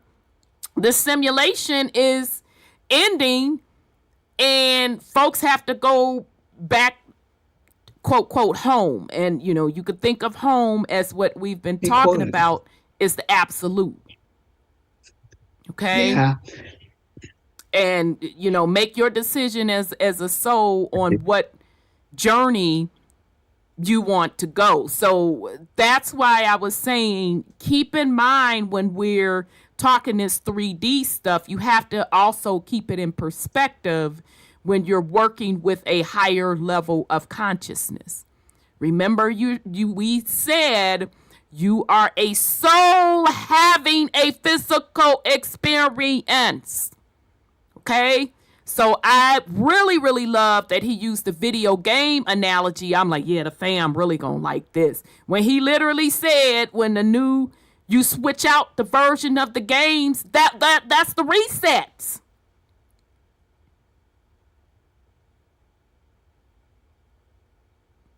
So at the end of the day, what's really is this about? It's about your soul. It's about your soul experience. So I'll pause just in case somebody else has something to put on there. Well, I was thinking about a couple of things. I saw a video once that there were opaque people walking in between people who were solid in a video I saw. And some people say that that's people who occupy the same space as the people who are living at that time. And so I'm like, But we always ask, where did the humans come from? Wait, and everybody makes a big, big, big deal of people being human, which means they are created species. Maybe it means that they are in what you call it, MPOs. Oh, NPCs. I know. It took me a while, sis, to get that together. I'm like, baby, who that? Yeah, non-playable character. It took me a while. I'm not a video gamer, so yeah, NPCs. MPOs, non-playable objects. Yeah, ain't got no. Yeah, that's why Brother Sean and I were kind of, bringing into this particular series about programs. Mm-hmm. And why we talk about this is a simulation. This is exactly why I was led to do this particular series. And I literally told y'all, once I finish this series, there's nothing else for me to talk to you all about regarding spirituality. This is it. Literally. Master's course. This is a simulation. Your soul choose to come to experience this. You can't come to Rhonda. You can't come to Sean. You can't come to Nuwa. You can't come to Son Scotty. You can't come to Sis Sandra and ask us what your soul journey and experience it is. It don't work like that. You know what it is. And the only way to access that is through your higher consciousness. So to be honest, there's not going to be anything else for me to talk about regarding spirituality. This is your soul's journey, what you chose to experience. This is a simulation. These bodies that we walk around with, they are a part of the simulated program. Okay? You are not these physical bodies. This is the avatar that you chose to have this physical experience. Okay? And somebody actually asked a good question in the comments, I think on last week's video. Said, well, then if that's the case, then aren't we made up of zeros and ones? I said, absolutely. Your avatar is. If you are in a simulation and the simulation is a computer code, then that means your physical body is a computer code, meaning ones and zero. But that has nothing to do with your soul. Nope. The body is a vessel. Your soul's driving it. Absolutely. You are supposed to be having your soul, you know, the one playing the video game. The I and I. Your soul is supposed to be playing the video game, and your body is the character that is navigating through this game, which is the simulation. That makes us that you can be the creator in the body, right? Or in the soul. Your soul is creating what you want to see. Can you say that again? Can you say that again, Sis Sandra? I said your soul is the creator, or you create what your soul wants to see. Your body. Yeah, your physical body creates what your soul wants to see. Your physical body creates what you want to see. But where does that creation stem from? It's at the soul level. Mm-hmm. It's at your soul level. So that means if you want to fall in love in your body, your soul has created the program that you will fall in love. Or if you want to create something great, like a big old house, you create it in your mind or your soul, and then that's what you end up creating in your body. Yeah, you'll be attracted to your body experiences it or physically creates it. That's why I tell you, create the world you want to live in. It comes at the soul level. But I want y'all to stay focused on what the man was saying, because I don't want you to miss. He brought up some very, very good points. Exactly. He telling y'all this shit is over. And I didn't wake up out the motherfucking bed with this scarf on to tell y'all this shit was over. I've been telling y'all that shit for years. And it's just this year that it clicked to me. Oh, shit. That's what the ancestors was saying with what they're calling the Mayan calendar. They were telling us that the quote, simulation clock ran the fuck out because the simulation is over. And what's so cold about what old boy said, she said, well, what's going to happen when it's over? Can, folks come back and experience it? No, it ain't no more creating in the bitch. It's over. All you going to be able to do is view. So in other words, this bitch finna be a museum. The quote, universal records. Okay? Akashic. He verified Akashic records. He fucking verified it. I told y'all that shit was like a movie. He also verified the mud flood shit and the cycles. And those reset cycles, they were nothing but a switch out of the video game. And we also equated that to like an upgrade of the computer. So again, these things that we are talking about in this particular series, this is it. There ain't a motherfucking thing else I have to tell y'all regarding spirituality. This is it.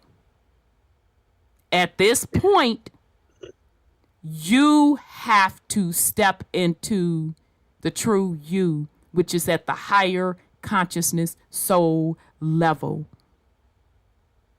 And remember your journey. Only you can do that. That's what this is about. That's what you came to experience. And I know people get fight. I didn't choose this. What the fuck you want You from must me? be crazy. Shit. What would I do this? Right. I don't know what you're talking about. I would have never. What the fuck you want from me? Because I can't wouldn't tell put you this- who you are. I can only share with you my experience and what I'm working on. Now, in the broad sense of things, I think it's pretty fucking cool. Yeah, I think it is too. Because you have to be an awfully dope soul to give up all of those abilities, because I want us to be clear. You'll come to understand once you start stepping in those higher consciousness, you'll start to understand what your true abilities are, and you'll understand the limitations we have here. And let's be clear, the limitations is not these limitations are not a punishment. These limitations were set in place. It was agreed upon when this particular simulation was created. Okay? This even down to the density. This is a heavier density. You don't have those limitations when you are on, outside of this quote, quote, realm. You have the choice. Okay? So, yeah, if you want to go to a copy of a copy, Israelite, go for it. I'm personally not with that bullshit. Go for it.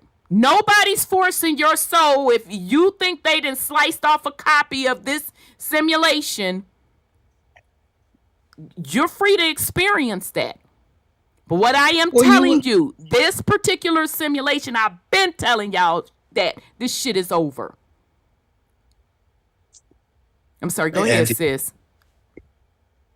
Well, I don't know if he's meaning copy it or copy that, like he agrees with you. Oh, yeah. I don't know. But either way, yeah. And if that's what you mean, a touche, thank you. But if you're saying copy the simulation. But he did say you will be able to look back at these assimilations that you went through. That's what he said too. Right. So what does that mean to you? Because I want us to be clear. It'll be in the Akashic record. Bingo. He specifically said this ain't about coming back and experiencing a motherfucking thing, because it's over. Nope. Got you, Israelite. Thank you, beloved. It's over. He literally said, that's it. Only thing, you cannot experience it. Now, you can look at the records and see what went on. Yes, nephew, go ahead. I'm just saying, if we're going to take what he said is as true, which means the Mayan clock was the time of it being over. And since that moment, that time came, they've been, the program has been running a reset program on us for us to not remember our true intent, to limit us to reach certain potentials, to, let's say, lengthen this time of this bingo. This process. And it's still not going to work. It's right. not working. Correct. But it's also a double fold where they want us to taint, as you said, this is about our records. They want us to now degenerate ourselves from us being supreme beings into what we're now today as ratchet bitches, right? And as you said, you're no longer going to be able to rewrite your record. Your record is not going to be permanent, and you're going to be removed from creating anymore. So now, if our community doesn't clean up their act, we're going to be left with a stained record that we're going to now have to live with. Okay, now I get that, but let's go higher, because at the grand scheme of things, who really gives a fuck? Facts. Well, no, you should give a fuck about your self record in terms of what you've been doing with your energy and time. I get all of that, but I want us to think on a grander scale. Get out of the details for a minute. I want you to think higher level. If it's over with, and you as a pure soul, because remember, you're supposed to be the observer, and it's over with, if you look back in the records and you didn't look favorable, so what? It was an experience. You change it. Well, no, you can't change it, because this experience, this simulation, it's over. And it's going to be hard written in our Akashic records. Well, everything you do is hard written. No, but meaning we can't like we did something bad and now we're going to try to karmatically correct it. Yeah, because you're not erasing them records. No, you can't. Yeah. Yeah, but stop now, and if we don't clean up our acts now, we're going to be left with that stain. But as you said, it's an experience. It's an experience. Yeah. Again, what I'm trying to get us comfortable with, it is an experience. Yeah. So once it's over, it's over. Yes, sir. Personally, I think it's already over. I do too. And all we doing is viewing shit. I think it is too. I agree. Like you said, when that Mayan clock ended, and around that time we had that red sun. Yep, I think it's been looping, to be honest. And everything changed. Yep. I think it ended then. All timelines have collapsed. Agreed. Upon each other. That's why we have all this different information coming out now. Exactly. We got all these mysteries that we can't explain. The whole mud flood, all that type of shit. I mean, it's just... Where did everybody come from? Who's this person, that person? Yeah. The energy. Everything is here. This is death. Everything has died. Because look at how we continually build on top of stuff. How they say, as far as for the giant trees being the mountains. Right. Also fossilized giants, this, that, and the other. Everything that's being pulled out of these mountains is the remnants of the trees and the giants, etc. I mean, we basically cannibalized ourselves from one era to the next. And this experience had to end because there's nothing new under the quote-unquote sun. And that's exactly what he said in the video.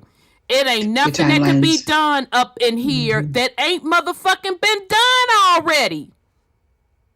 And you as a soul, more than likely, you done it. That's why I told you, baby, I done been there, done it. I got the motherfucking t-shirt. I'm good. But I'm sorry, continue, Brother Sean. I didn't mean to cut you off. If you are the source energy, as you've been told and showed, because energy can be created or destroyed, you being the source of energy, your soul not being able to be trapped or be damaged or any of that, and you still worry. You got caught up in your own game and ain't figured out how to let it go, and it's already done for.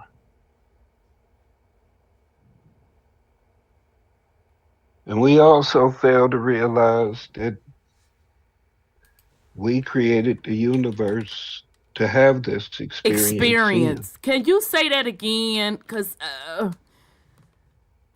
we created the universe to have this experience in, and to call on the universe to do something for you. And it's something you created, you limit yourself. You limited yourself. Even the limitations, what we're telling you, it was built in this simulation source code. For the experience. For the experience. When you can do any and everything, what fun is there without something to overcome? Just like any game you play, your character starts off at the lowest power level. Yep, lowest level. And you have to work your way up, whether it's collecting gems, collecting weapons, collecting points for experience to be able to upgrade. Whatever. That was the same here. Your experiences permitted you to be able to upgrade. And you get to view the Akashic records, or at the end of the game when you see your records, to see how you done, see what you did and didn't do. Right. Like let's take love, for instance. Falling in love. That's where we made a mistake at in this program. If love is the highest frequency and the most powerful thing, how do you fall in it? If anything, it should rise you. That's for ascension. But too many people fall in love and wind up doing stupid shit. Is that really love then? I'm just saying. Exactly. Not if you sit up there being narcissistic, right, controlling, demanding, right, abusive. Right. All of those things. And toxic, yeah. Yeah. And you equate that with love. Love. Rather you dishing it out or receiving. But I'm sorry. Go ahead, Brother Sean. We just never took things to their highest levels. And that includes the other thing that go along with love, sex. Oh, is they supposed to go hand in hand? I'm sorry, go ahead, Brother Sean. I'm being an asshole, I know. Go ahead. That's what's supposed to make sex so powerful, the unconditional love. And you manifest through that. But the only thing people been manifesting through it is unwanted children and child support. Oops. And then sit up and complain about it. And STDs too. BD. Yeah, but keep going. Did you hear that they passed that law that women can now be sued for fraud and accusing the wrong man of being the father? What? I mean, it is what it is. You should know who the pappy is. You should. I'm not objecting to that. It's a lot of women that got their panties in a bunch about that. But I'm sus. You wrong. Shit, you over here fucking out of both dog legs.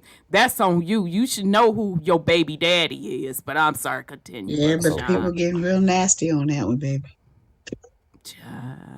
Yeah, but either way, it's all part of the experience. You didn't learn to love yourself enough. You fail in love. Whether it was with money, material shit, a no good ass nigger, a no good ass broad, whatever. It's the whole falling thing. When we're told from day one that we fail, and then to use that falling in love like it's something special. I don't know. That's a great point. It's over. Yeah, it's over. I'm sorry. Go ahead, sis. They make that saying, falling in love. But is it falling or because it's an energy, you don't really kind of fall into energy. I'm just gonna keep it simple. Is that fucking love? Yeah. We gotta keep it all the way fucking real up in here. Because people think they know what love is. Do you really? No, you know, I read an article, this lady had sex 36 times and she put it out there. I don't give a damn about none of that. What that got to do crazy with the topic that we're talking about? Or love. It doesn't. That's the point.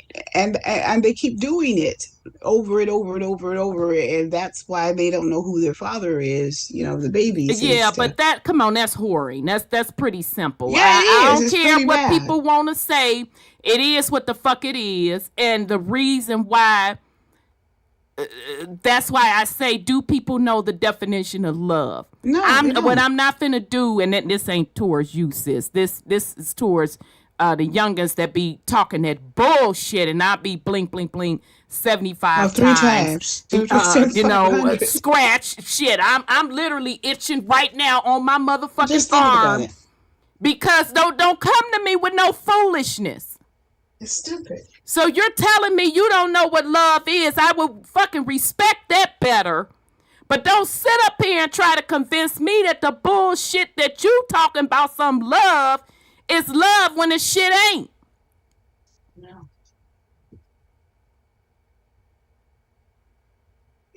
So again, like nephew Nuwa said, baby, this shit is all being motherfucking recorded. So when they bring up the tapes of Earth, I don't know why I'm old school to the bone. Why I gotta be tapes, Rhonda? Shit. I couldn't even say I couldn't even say CDs, y'all. Well, damn, Rhonda. None the doggone less. Shit. They bring up the footage of Earth. That's gonna be your motherfucking ass on there with the foolery. But if that's the experience your soul chose, lace that shit up and walk through it. But this pretending, I ain't got it to give. My soul don't have it to give. Because I'm getting as an observer what this shit is. And people are letting that ego, the character, because that's what the ego is equated to, the character that you were only supposed to be using to navigate through this physical experience. You're letting that drive everything versus your soul. Because if you were letting your soul drive shit, you would know what love is. You would understand the difference between love and when it ain't. And you would understand what your fucking purpose is. So I'm going to say again, after this series, I don't have anything else to say about spirituality and consciousness. People have to do the work. You have to do the work. This shit ain't complicated. It's not hard. You have to go back to self and within self and do whatever you feel your soul, or not even feel, that you fucking know. I'm gonna even throw feel out the doorway. What you fucking know you need to do.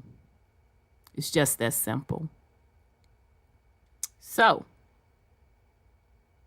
with that said, we're going to give last words. Because I dropped that link to that video. Go back and listen to the whole thing. I encourage you to, I may next week pull another clip together that I saw him on somebody else's show, and he was explaining the construct of this realm. And my mouth just dropped because it was a combination of all the things we've been talking about, the vibe of Cosmos stuff. I was like, whoa. So I think I'm going to share that with the fam next week. And then we're going to high level recap the soul, the ego, the purpose of the two. And then we're going to go into kind of some final things of kind of a mini quiz per se. And based on you all's feedback, it'll let me know if this stuff is sinking in. But I'm serious about what I say. This series, this is it. There's nothing else to talk about consciousness and spirituality. Literally. So with that said, Nephew Nuwa, you have any last words for the family? On my side, I just want to say to the fam, we have to stop dimming our potential, our light source for NPCs. Because I've come to realize that the people around me had no real importance in my life other than to distract me from what I was supposed to be doing. And if I made that conscious choice to listen and to make those decisions, it had nothing to do with them. So be your best self. Don't care to make friends. Don't care to make someone happy. Don't care if you being yourself makes someone feel uncomfortable. You know what? That person did you a favor because they were open and they told you how they feel. Yeah, so thank them for that and keep it pushing because what's important is your inner peace. I'm at the point where I'm trying to be as neutral as possible. If a good thing happened to me, I'm not too happy about it. If a bad thing happened to me, I don't really care because my inner peace is more important than trying to go left or right. That's right. Because I can see the program. It wants me to polarize in this thing. It wants me to polarize. But no, I don't want to focus on none of that. I want to focus on what I'm supposed to focus on. Fuck what you want. And I've realized I still get the result. As they said, people are looking for money. No, I've come to realize focus on what you're supposed to do. You'll be in like the video games, you'll be on the path that it tells you to go to. And look, there's a bag of money. Oh, look, there's your new mission. Oh, look, there's this upgrade. Okay, let's keep on going. And that's basically what we're supposed to be doing. We're supposed to be going through these experiences and getting the upgrades as we move through. Like you'll have a bad relationship. Yeah. Well, you're supposed to learn about yourself in that bad relationship. What are your do's and don't dislikes? What are things you really can and can't handle? What things you need to work on? What things are you proud of? And now with your next relationship, you're supposed to have upgraded to the point where you now recognize what true unconditional love is so you can move forward. But you people don't want to do that. You want to replay or hold on to the, oh, this was the past and instead of moving forward from that experience and having a new outlook on life as you should. Because again, these NPCs are only designed to distract us from the truth.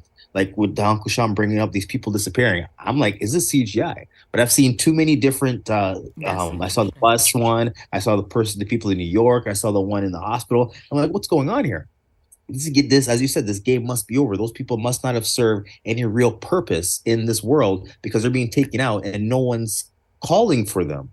There's no outcry. Normally, if a daughter goes missing, they're on a child goes missing. You know, they got the Amber Alert. You know, the mother is on the news. My baby, bring back my baby.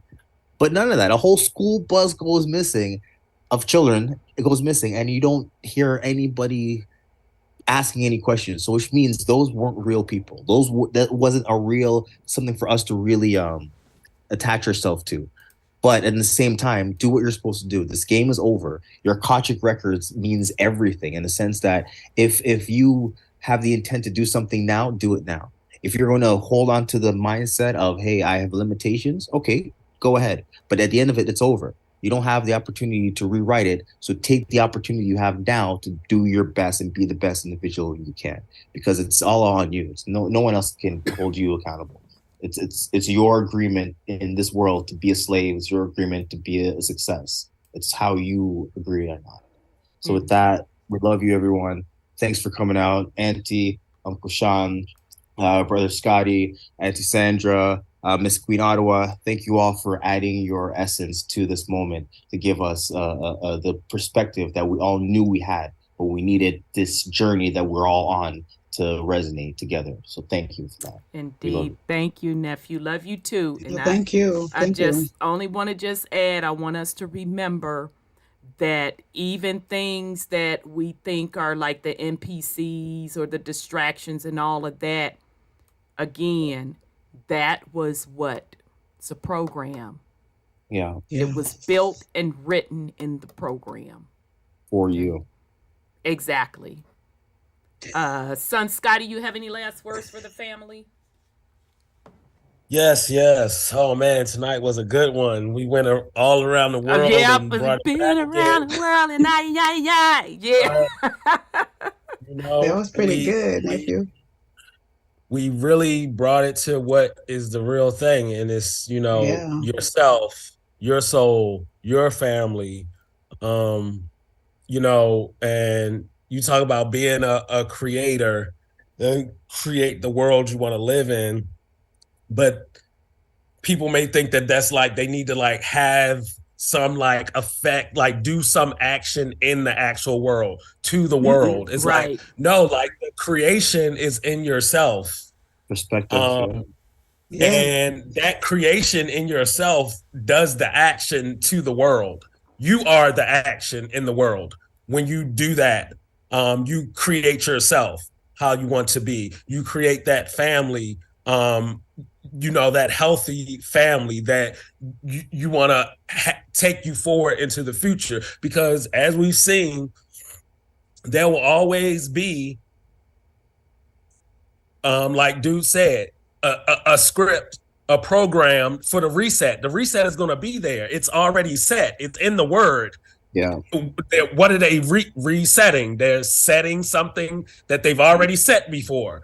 So that's always gonna be there in this realm, apparently. And the only thing that you have control over is yourself and creating yourself in this realm to make the change that you want in this realm, in this world. That will affect your family. That will get you out of a loop, out of a program, because there's going to be a million programs and loops and computer codes and simulations just waiting to fill in the gaps. Like they just waiting for you to not have a connection to your family or to your land or to real history, because that's what the reset for is there to fill in them gaps for people who don't know who they are, don't know where they're going, don't know where they came from.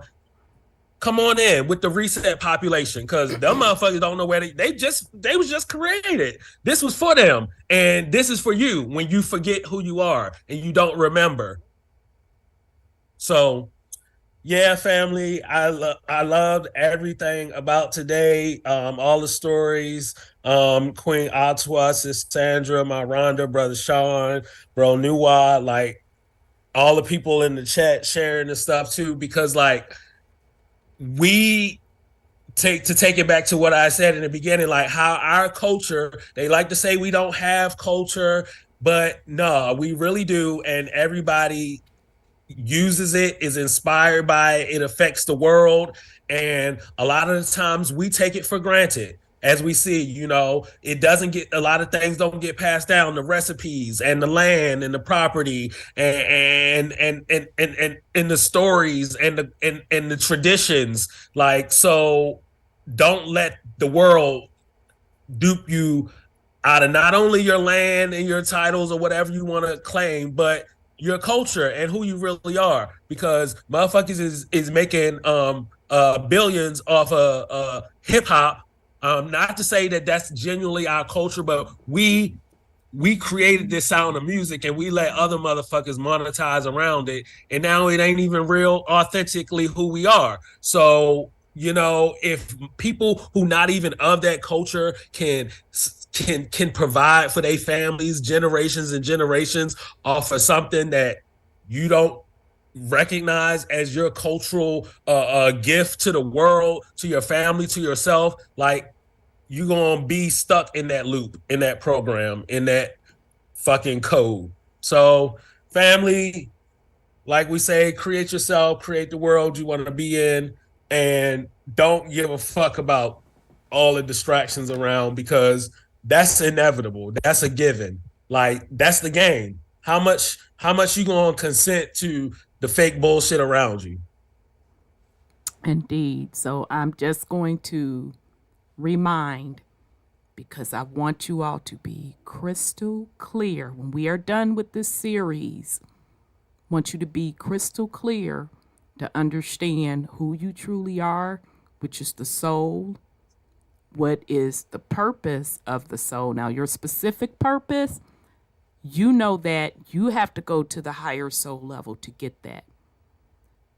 What I want you to understand, your soul, the true you, operating at the higher consciousness level, is an observer to this simulation. Mm-hmm. There is no they in this simulation. Those are programs that you know as a soul that they are programs.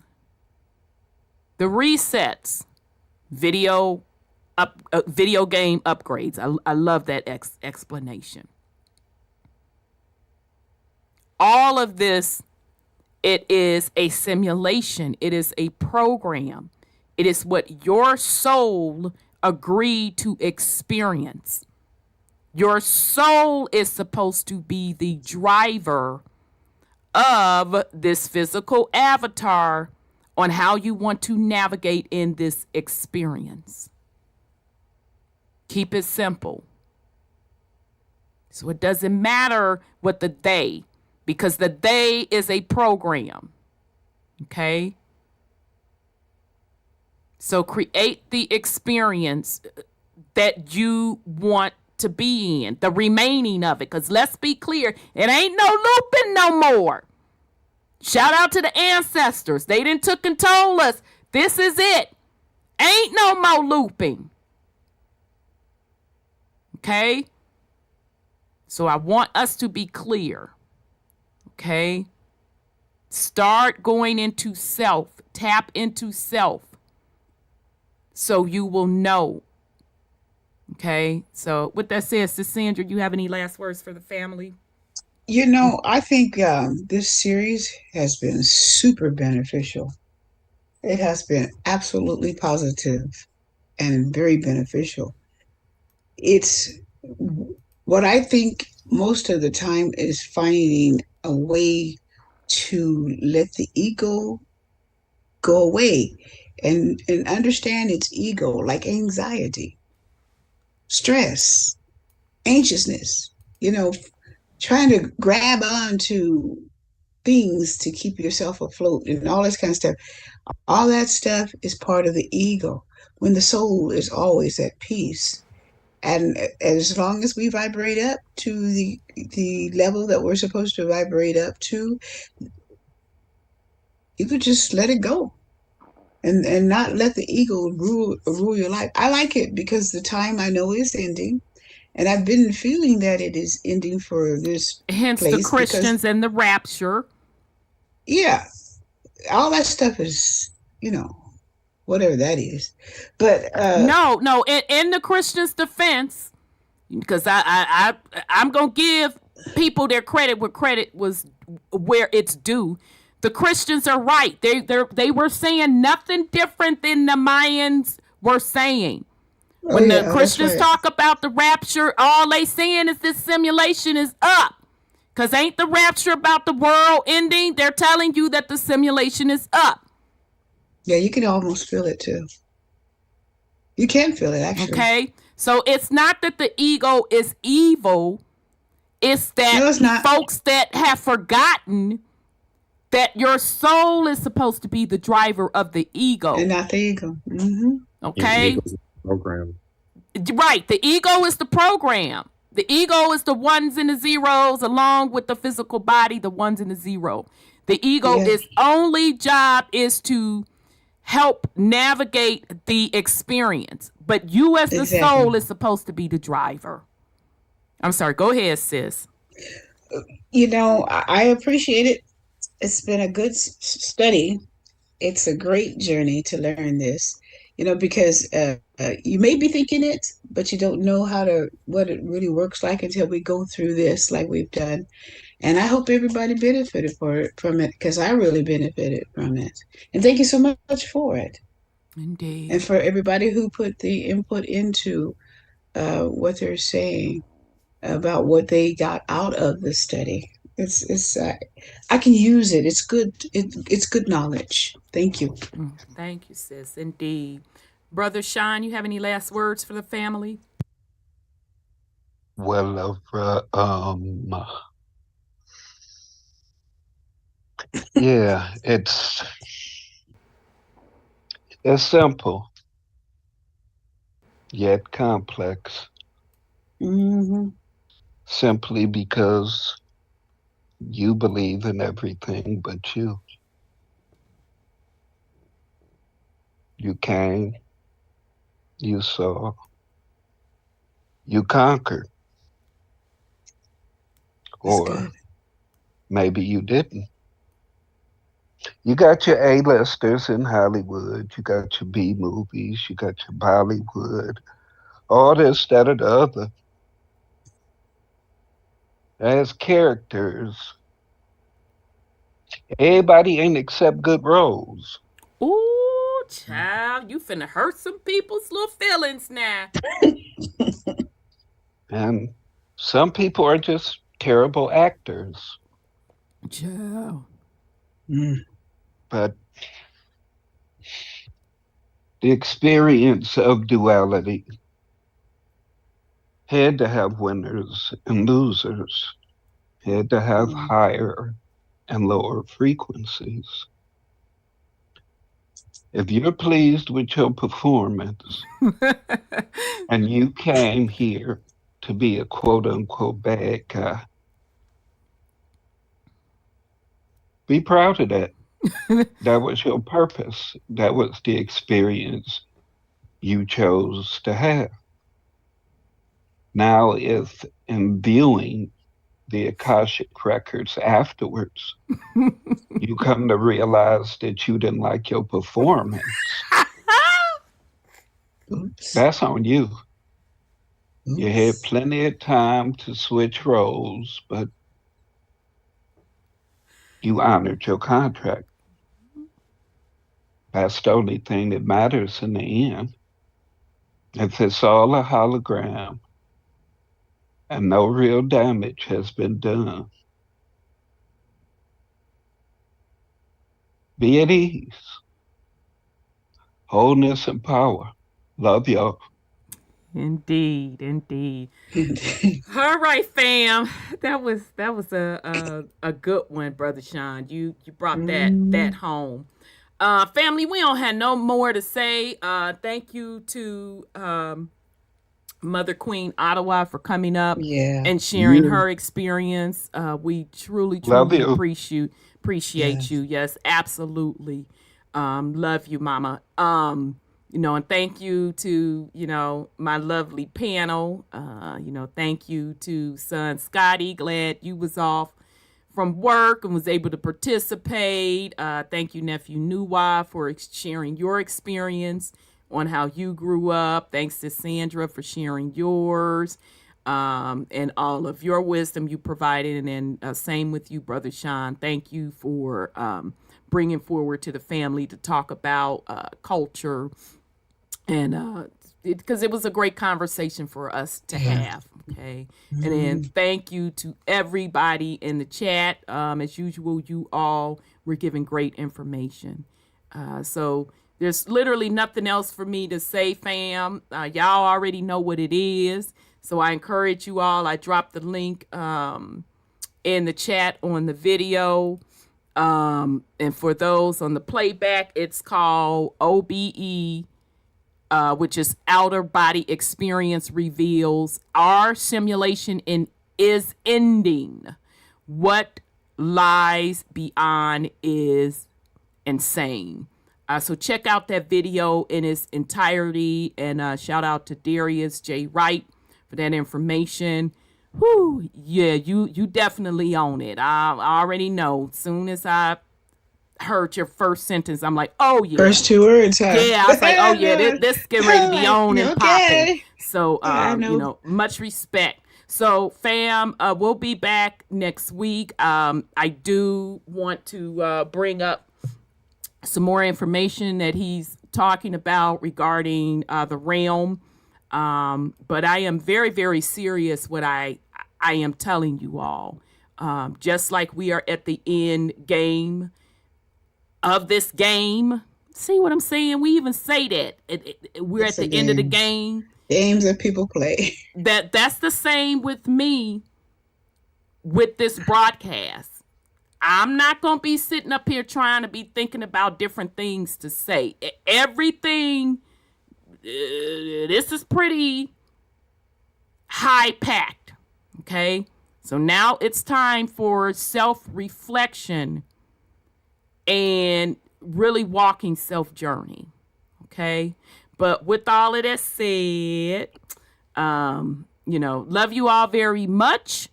We will be back next week, and we are Truth Uncompromised. We're out, fam. Peace and love. Peace and love. Love.